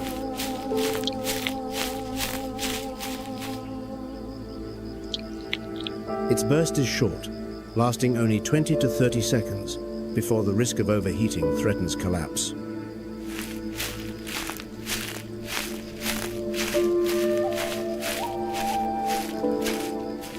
And while the cheetah excels in the chase, it falters in the aftermath. It lacks the power to defend its kill, and its solitude leaves it vulnerable.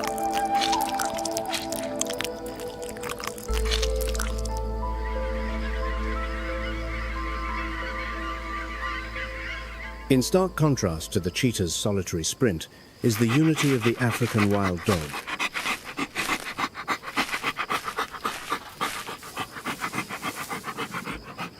They hunt not alone, but as a pack in perfect coordination.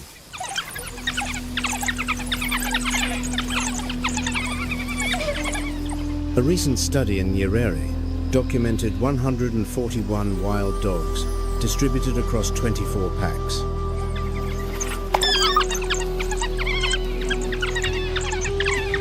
They are elite pursuit predators with a staggering success rate of 60 to 90%. They far outperform lions or leopards.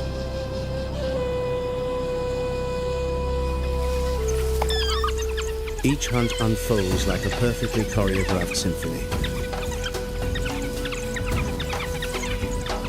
Members communicate through a series of high-pitched chirps, keeping track of every pack member's position. They can sustain a relentless chase for several miles, gradually exhausting their prey.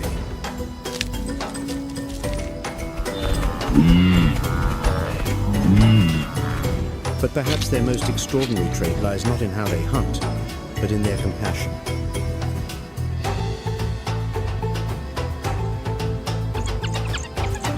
In wild dog society, care is shared.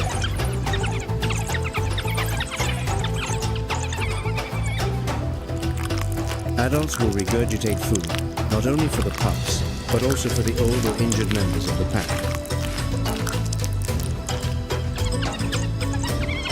Nyerere now supports the largest known population of African wild dogs across the continent.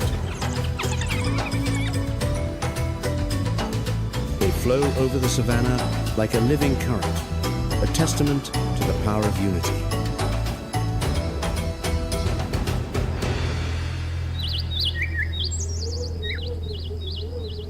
As the sun sets, a phantom of the woodlands begins its patrol.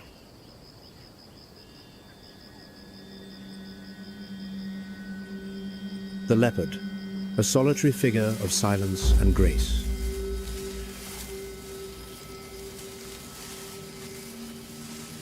Where the lion roars to proclaim its power, the leopard commands with an absence of sound.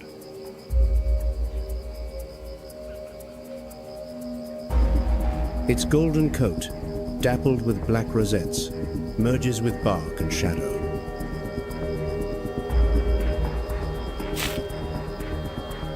To many creatures, it does not exist until it is too late.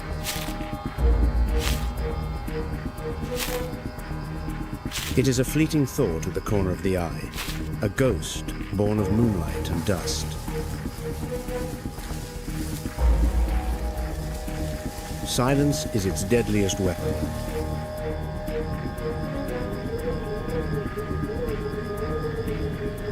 However, the short grasses of the dry season limit its cover.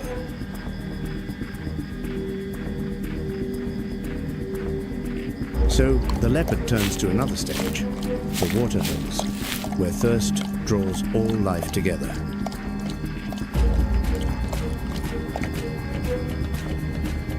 And here, the leopard waits.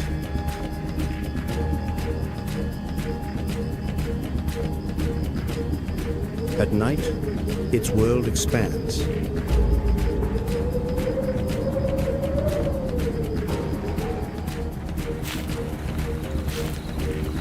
When the hunt begins, the leopard becomes a shadow pressed to the earth. Each footstep is a whisper, closing the distance with a surgeon's precision.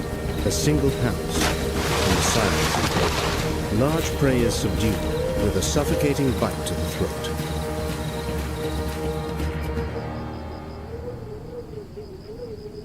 Contrasting with this low-slung recluse is a creature that dominates the skyline in its own way, the giraffe.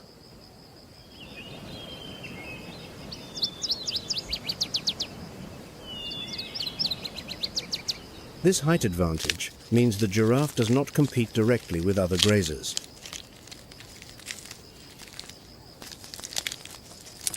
But what it gains in height, it pays for in agility.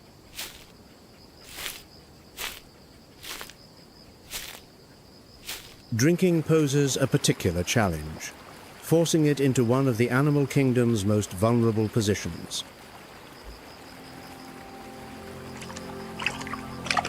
Yet, nature has equipped it with extraordinary adaptations. A complex system of valves in its arteries manages blood flow along its long neck. Its heart, a 24-pound engine, generates the enormous pressure required to pump blood to the brain.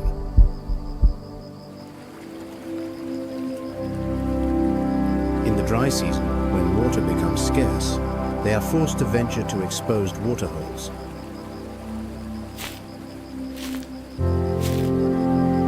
Here, they become easy targets for ambushing lions or lurking crocodiles.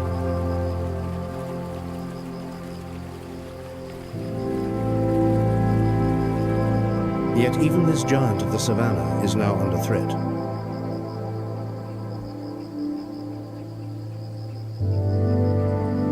The Maasai giraffe is now listed as endangered, its numbers having fallen by nearly half in the last 3 decades.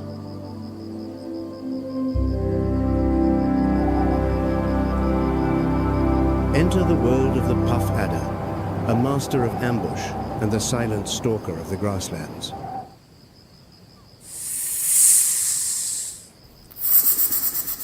When threatened, the snake inflates its body and emits a deep, menacing hiss.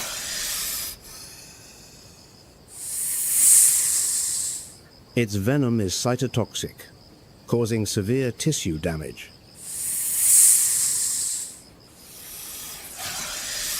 According to the World Health Organization, the puff adder remains a leading cause of fatal snake bites in Africa.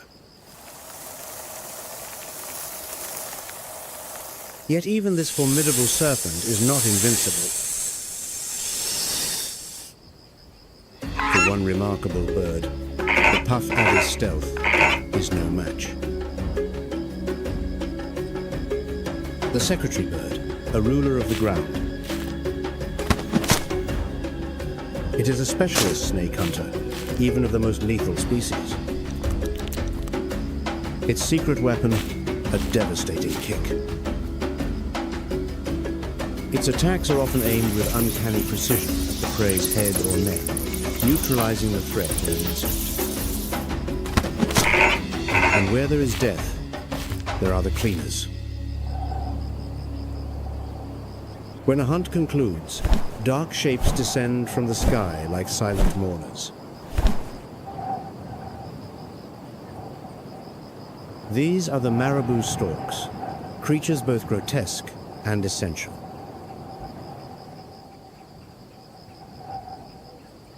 It is the undertaker of the savannah.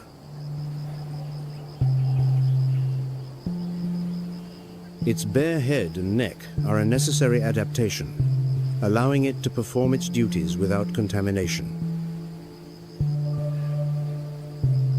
They often work in tandem with vultures. While vultures use their beaks to tear through hide, the marabou uses its long bill to probe deep into crevices.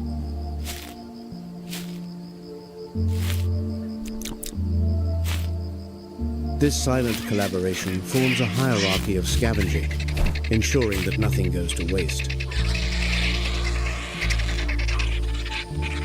By consuming carcasses, they cleanse the environment of decay and disease.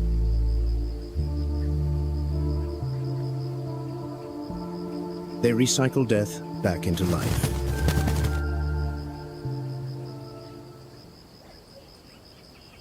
From the high treetops along the Rufiji River, the unmistakable call of the African fish eagle rings out. It is the anthem of this land. Each dawn brings new stories of courage, competition, and resilience.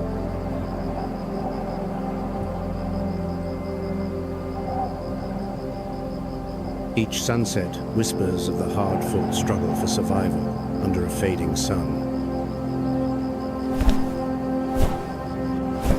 The predators are not destroyers.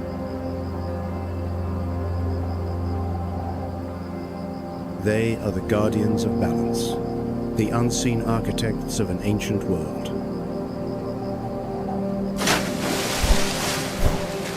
They quietly maintain the web of life, a web that is both powerful and delicate.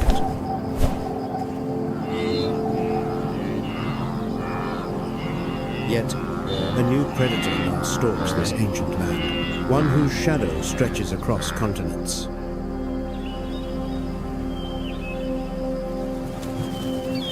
This balance, forged over millennia, is now more fragile than ever. Its future is written not in the stars, but in choices made far beyond this endless horizon. This is not just the story of the predators. This is the story of Africa itself.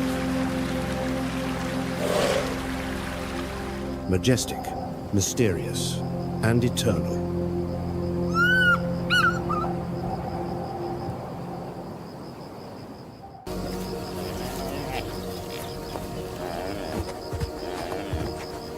The body of the Thompson's gazelle is a biological machine optimized over millions of years of evolution.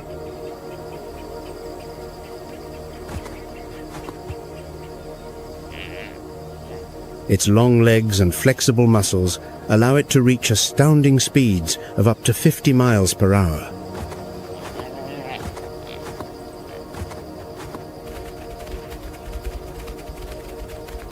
This speed is not just a number.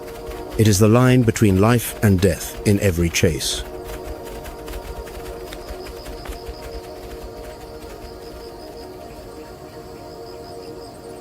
Natural selection has honed this animal into one of the fastest sprinters on the planet.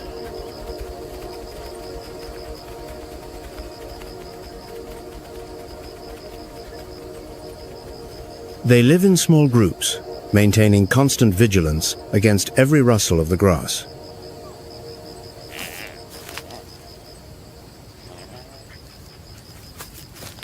During the breeding season, these small groups merge into a colossal army that covers the horizon.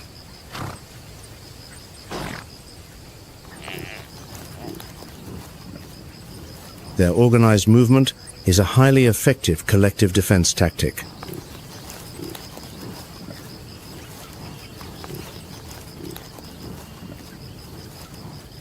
Each individual in the herd acts as an early warning system, watching every angle around them.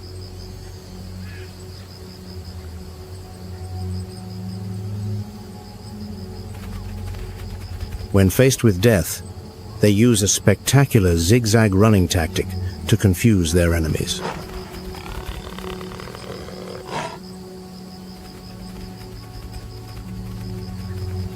Sharp turns at high speed can frustrate even the fastest cheetahs.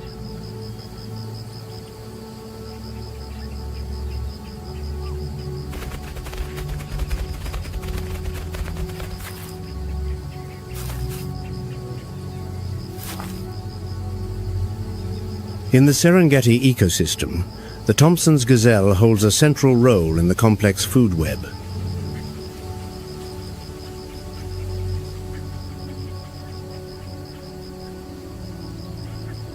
They are an important source of protein for large predators such as lions and hyenas.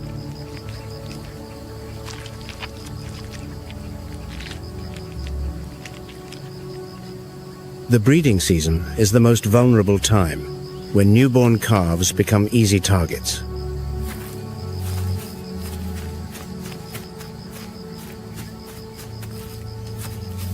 The young, with their light brown coats and distinctive black stripes, have a remarkable ability to camouflage.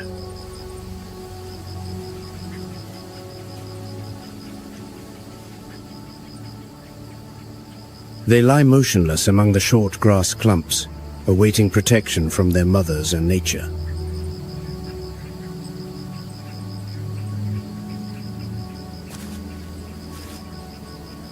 This hiding strategy helps increase their chances of survival during the perilous first weeks of life.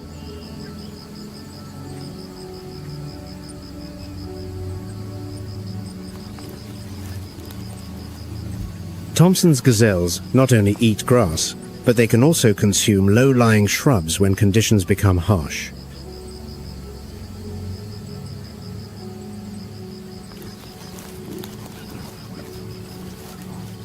Their ability to absorb water from plants allows them to survive without needing to seek out water sources frequently.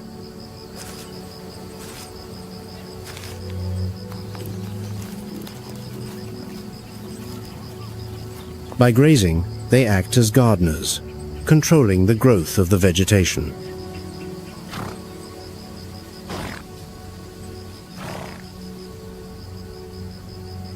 This creates space for new plant species to grow, maintaining the biodiversity of the grasslands.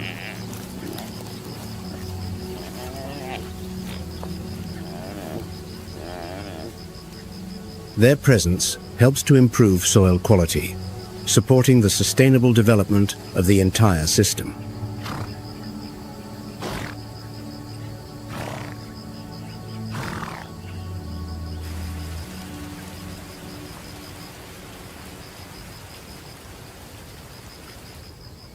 When the rainy season arrives, the brilliant light shines upon the proudly moving herds of plain zebra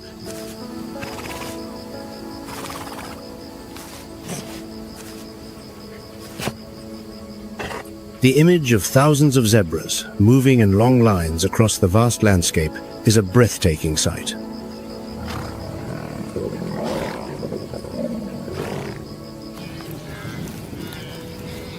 An estimated 200,000 zebras converge in Ndutu at the peak of the migration.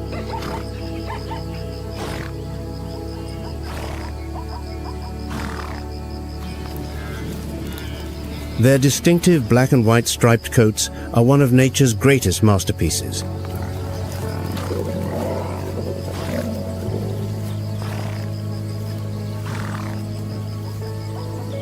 These vertical and horizontal stripes create a visual disturbance, making it difficult for predators to single out a target.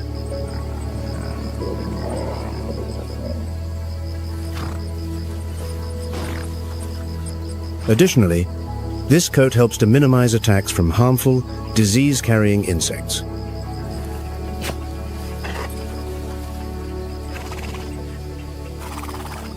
Plains zebras can be found in many places, but it is in Ndutu that they truly thrive.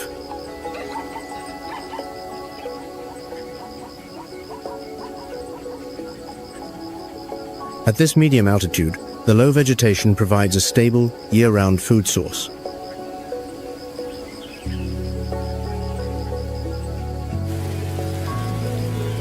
The 20 inches of annual rainfall is sufficient to regenerate the fertile grasslands for the large herds.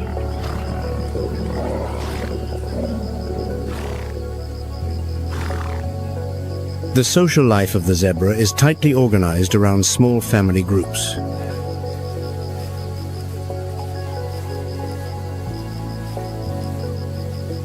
A powerful lead stallion is responsible for protecting and leading the females and their young.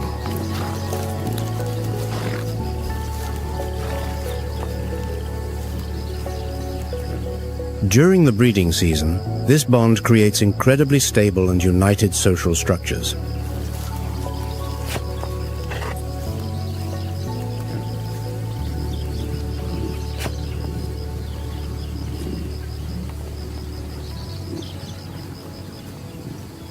Unlike wildebeest, zebras employ a flexible, year-round breeding strategy.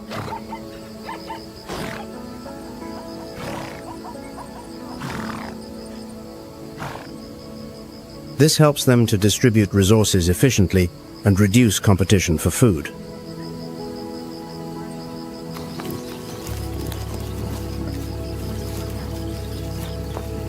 The gestation period lasts over a year to ensure that the foal is born in the best possible condition.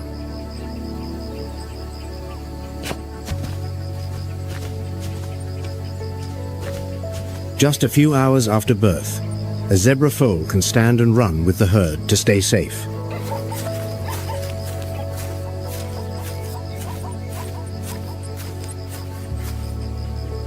This rapid maturation is a key factor in their survival in an environment teeming with predators.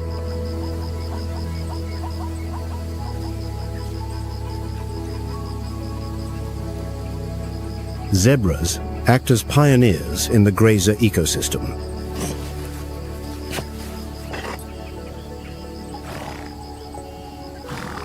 They graze on the tough upper layers of grass, exposing the soft, young shoots beneath for the antelope species.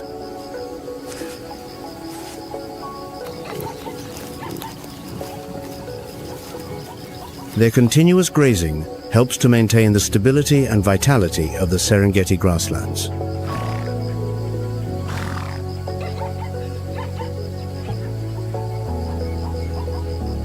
Their dung enriches the soil, creating a habitat for millions of beneficial insects.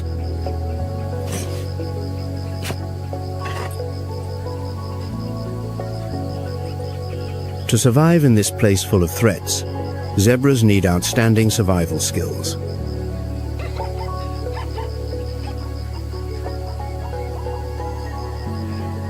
They can reach speeds of 40 miles per hour to escape the clutches of a lion.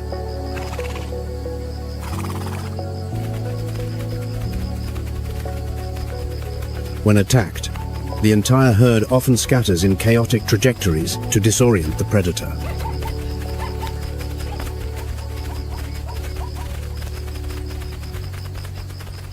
The adult zebras will form a protective circle, directing thunderous kicks towards the enemy.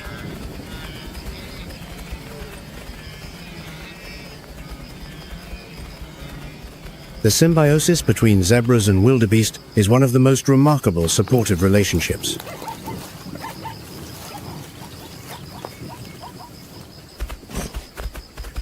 Zebras lead the way in search of new pastures, while wildebeest are adept at locating water sources.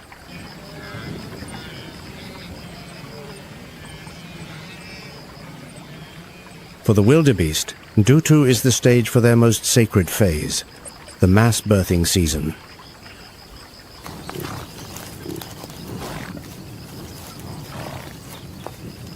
Blue wildebeest are known as the greatest marathon runners of the wild world.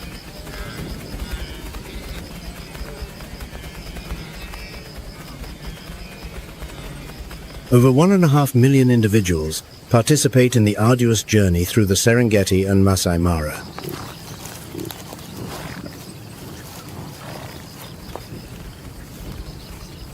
The journey begins in Ndutu from January to March, when the rains fall and the green grass begins to rise.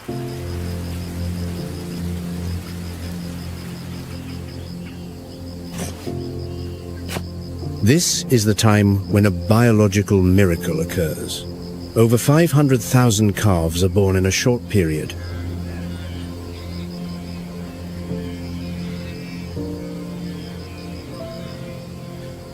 On average, there are over 8,000 new births each day, turning the plains into a gigantic nursery.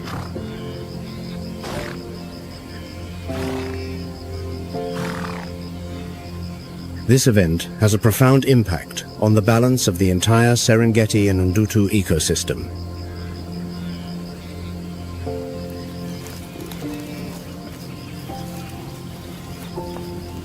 Synchronized birthing is a clever evolutionary strategy to protect the species.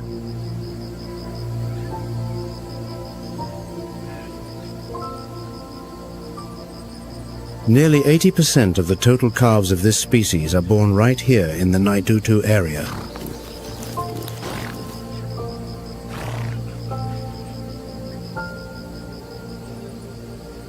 This strategy creates a prey saturation phenomenon, paralyzing the hunting capabilities of predators.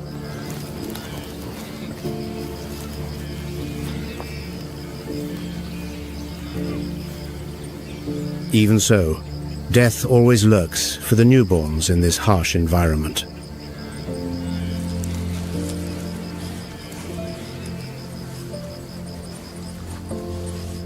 "40% of the calves will become a meal for lions and hyenas in their very first season.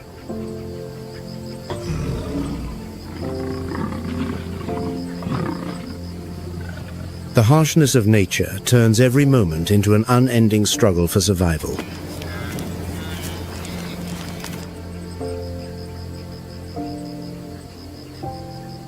From the moment they are born, wildebeest calves exhibit an incredible survival instinct.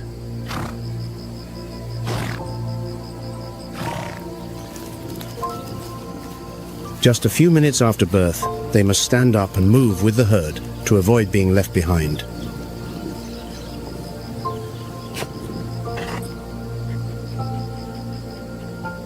This innate agility is a vital factor in helping them escape the clutches of waiting hunters.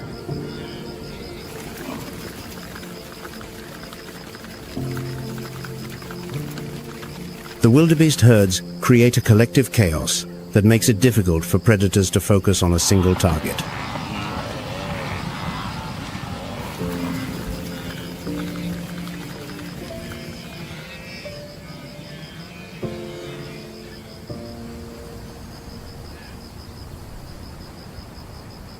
Under the harsh Serengeti sun, the image of a cheetah crossing the plain appears like a phantom of speed.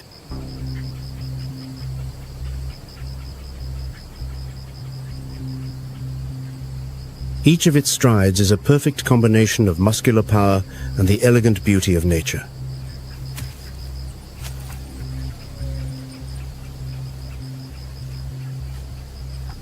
The cheetah is the fastest land animal on the planet, a masterpiece of biological engineering.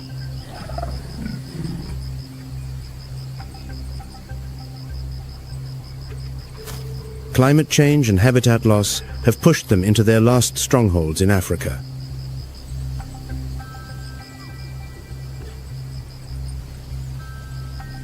In the Serengeti, particularly Ndutu, the cheetah finds its ideal arena with wide open spaces.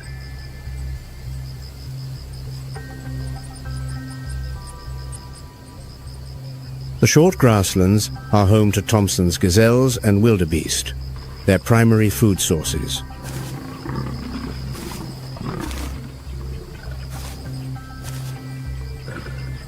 With a hunting success rate of nearly 50%, the cheetah is one of the most effective hunters.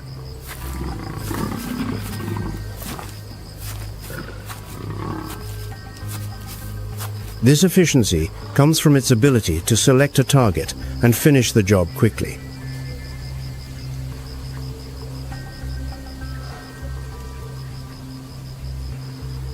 A hunt usually begins at a very short distance to optimize the explosive burst of energy.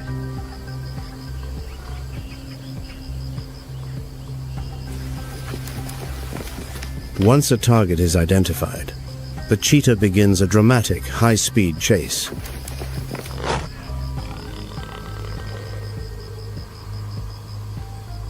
Its ability to accelerate from 0 to 60 miles per hour in just 3 seconds is a feat of nature.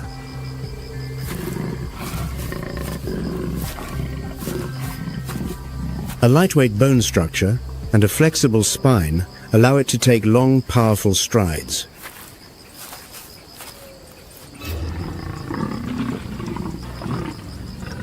Its long tail acts as a rudder, helping it to maintain balance during sharp turns at high speed.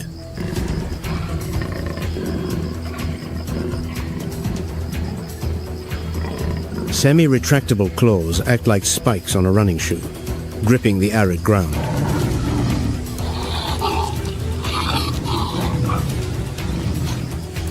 However, the price of extreme speed is the enormous energy expenditure of the body.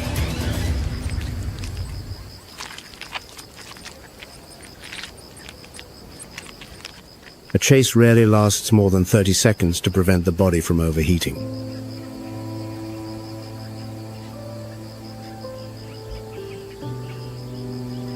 After taking down its prey, the cheetah faces the risk of having it stolen by larger rivals.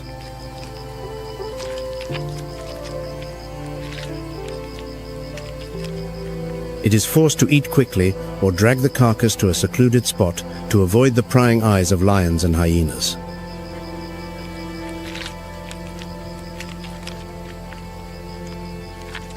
By preying on small grazers, the cheetah helps to maintain the balance of the local vegetation.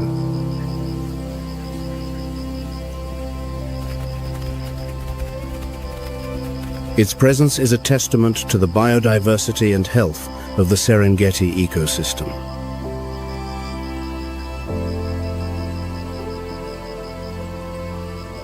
But the cheetah is facing serious threats from human encroachment.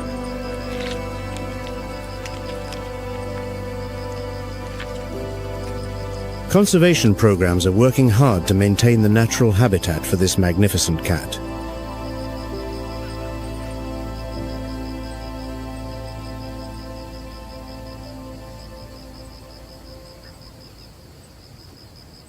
As dusk falls, the roar of the male lion echoes across the savannah, declaring his dominion.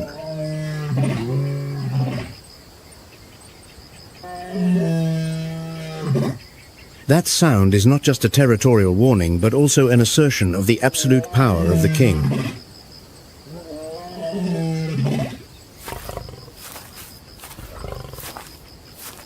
Weighing nearly 440 pounds, the Serengeti lion is the embodiment of strength and authority.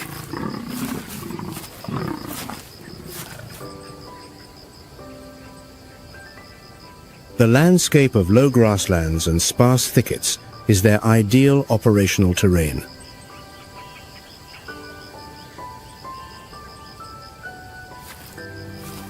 Thanks to conservation efforts, The lion population in Nedutu has shown encouraging signs of recovery.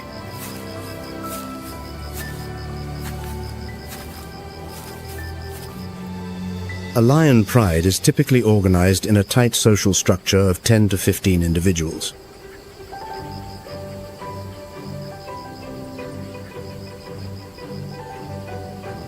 The females take on the primary roles of hunting and raising the future generation.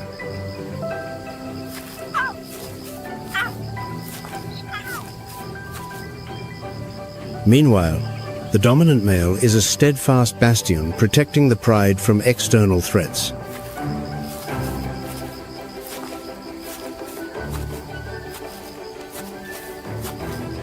Living in a pride helps lions increase their hunting efficiency and better protect their young from enemies like hyenas.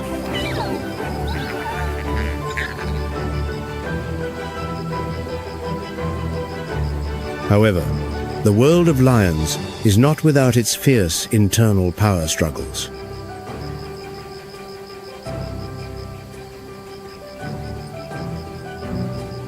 A dominant male can hear the roar of a rival from a distance of 5 miles.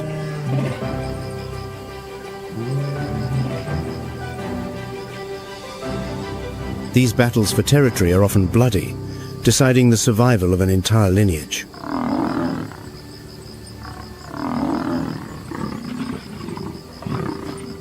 Lions are the only big cats with social behavior, allowing them to execute complex hunting tactics.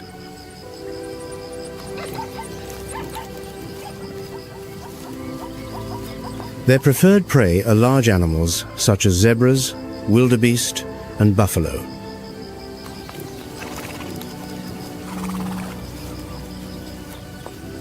Despite their formidable strength, their hunting success rate is only around 30%.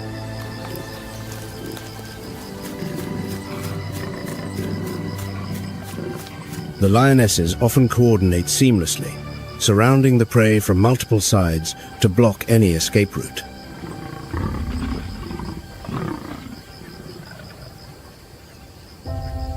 When faced with tough prey like buffalo, the strength of the males is called upon.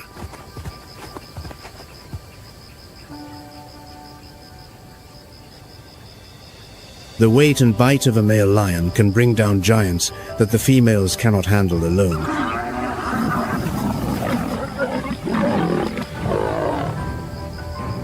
A large kill is enough to feed the entire lion family for several days.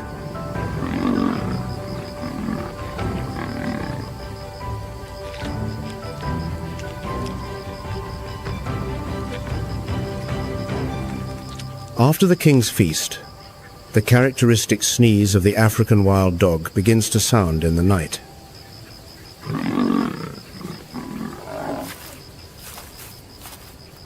The African wild dog is the most critically endangered predator.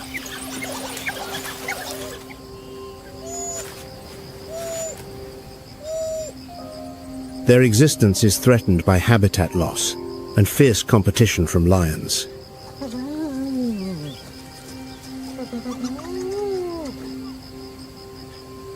Once declared extinct in the Serengeti in 1992, they are slowly returning thanks to reintroduction efforts.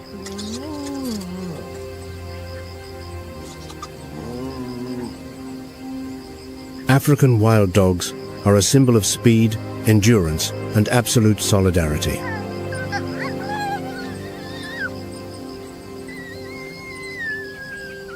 A pack of wild dogs can travel 12 miles a day in search of a target.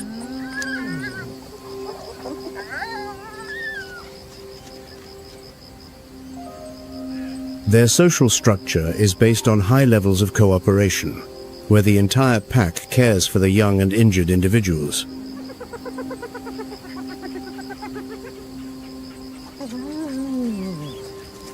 Only the alpha pair is allowed to reproduce, while the other members act as hunters and nannies.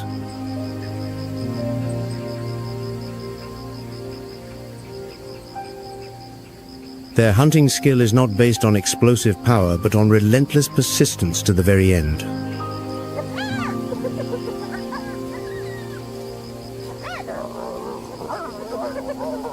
With a speed of 44 miles per hour, they chase their prey until the target is completely exhausted.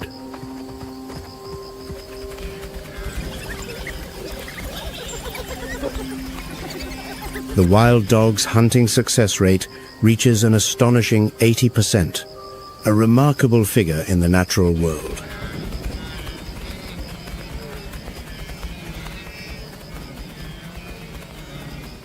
They play an important role in regulating grazer populations and preventing overgrazing.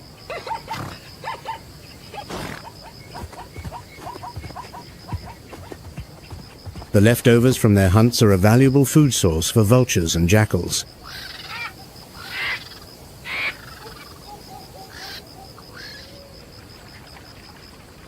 Not only the grasslands, but salt lakes like Lake Ndutu are also incredibly important biological hotspots.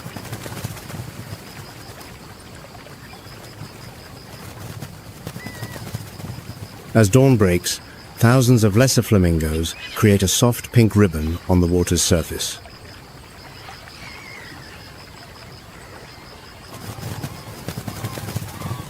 They travel hundreds of miles in search of mineral-rich salt lakes for feeding.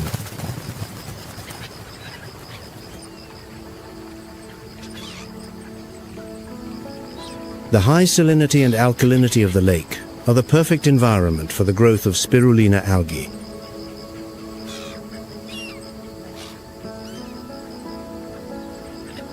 The lesser flamingo has evolved a specialized filter in its beak to exploit this food source.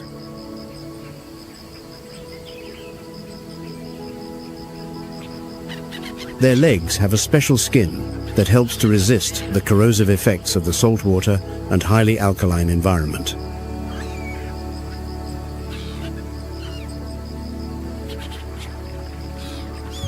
By feeding on algae, they help to prevent eutrophication and protect the water quality of the lake.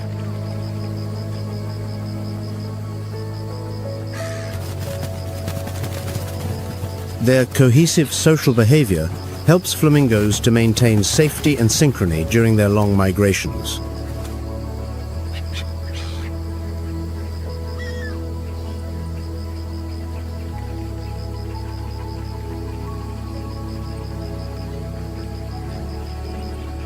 Besides the flamingo, the grey-crowned crane is also a symbol of beauty in the Ndutu wetlands.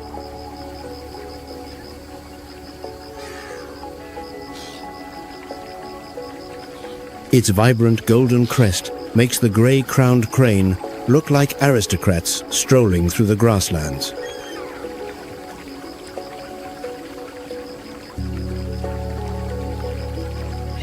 They perform elegant courtship dances to strengthen their strong pair bonds.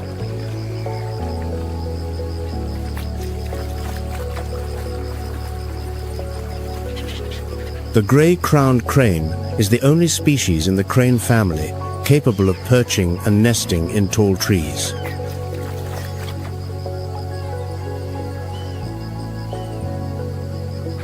They have a varied diet, from seeds to insects and small amphibians in the marshlands.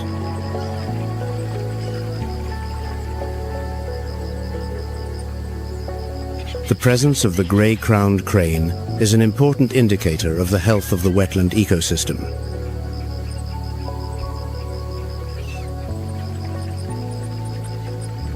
However, this beautiful bird is seriously threatened by the shrinking of wetland areas.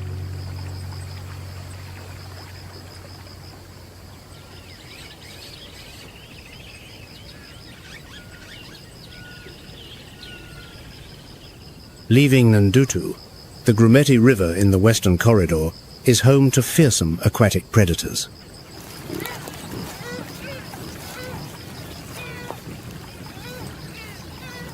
Nile crocodiles, monsters from the Jurassic era, are silently waiting beneath the murky waters.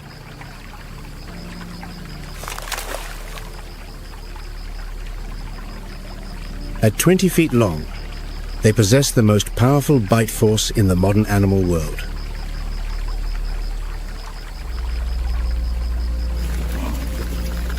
Each migration season, the Grumeti River becomes a deadly bottleneck for the wildebeest herds.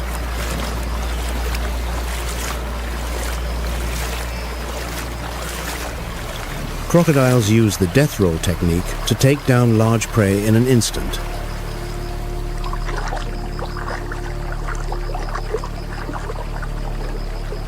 They are masters of fasting, able to survive for months on stored energy alone.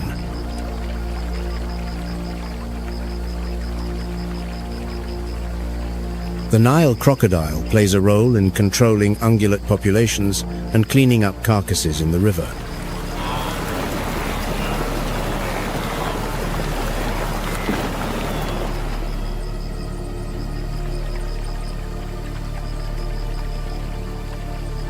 Grumeti is also a fierce battleground for territory between crocodiles and the giant hippos.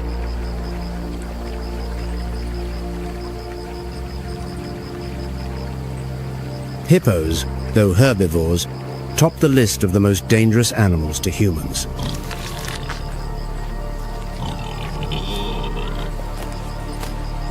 Weighing 1.5 tons, they are the third heaviest land animal in Africa.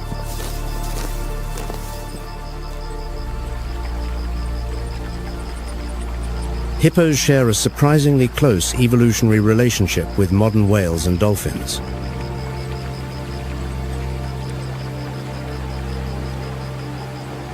Their thick skin secretes a red fluid that helps protect their bodies from the sun.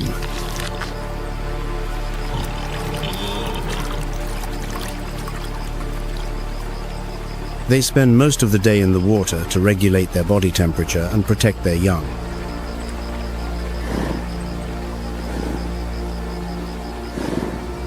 Hippos are great ecological engineers. Their dung provides nutrients for the entire river system.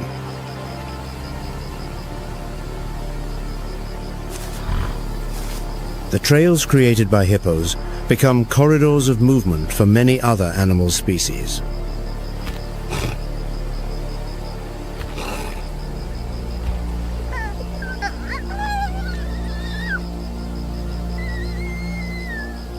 In the western corridor, the chilling laughter of the spotted hyena signals a new struggle for survival.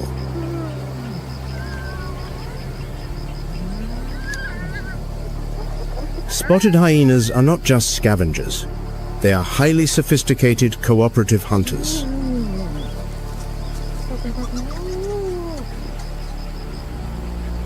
The hyena's hunting success rate reaches 70%, far surpassing that of the lion king.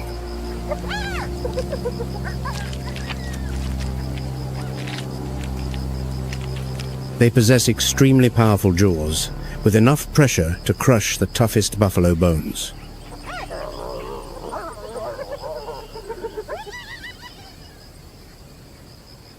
Hyena society is dominated by females, exhibiting a strict matriarchal structure.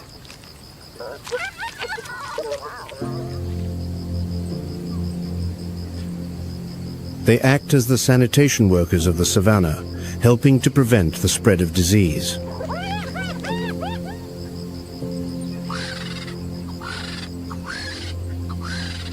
High in the sky, Ruppel's griffon vulture is soaring at a record altitude of 36,000 feet.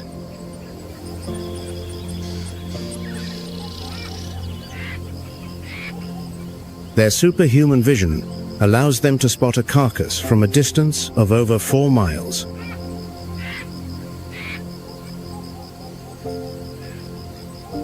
A flock of vultures can completely clean a wildebeest carcass in just 30 short minutes.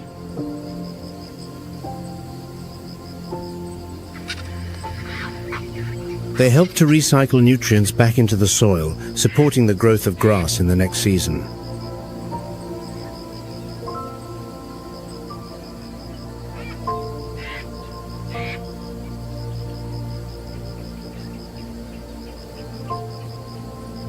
The marabou stork, the undertaker bird, also lines up quietly along the riverbank, waiting for its share.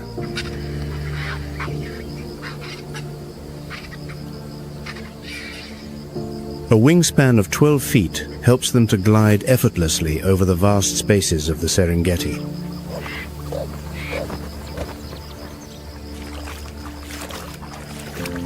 They play a crucial role in removing decomposing organic matter from the water environment.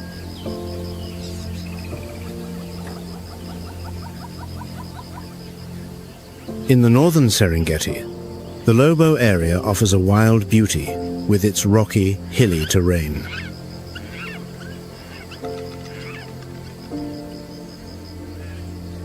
The mix of bushland and grassland creates an ideal refuge for hoofed animals.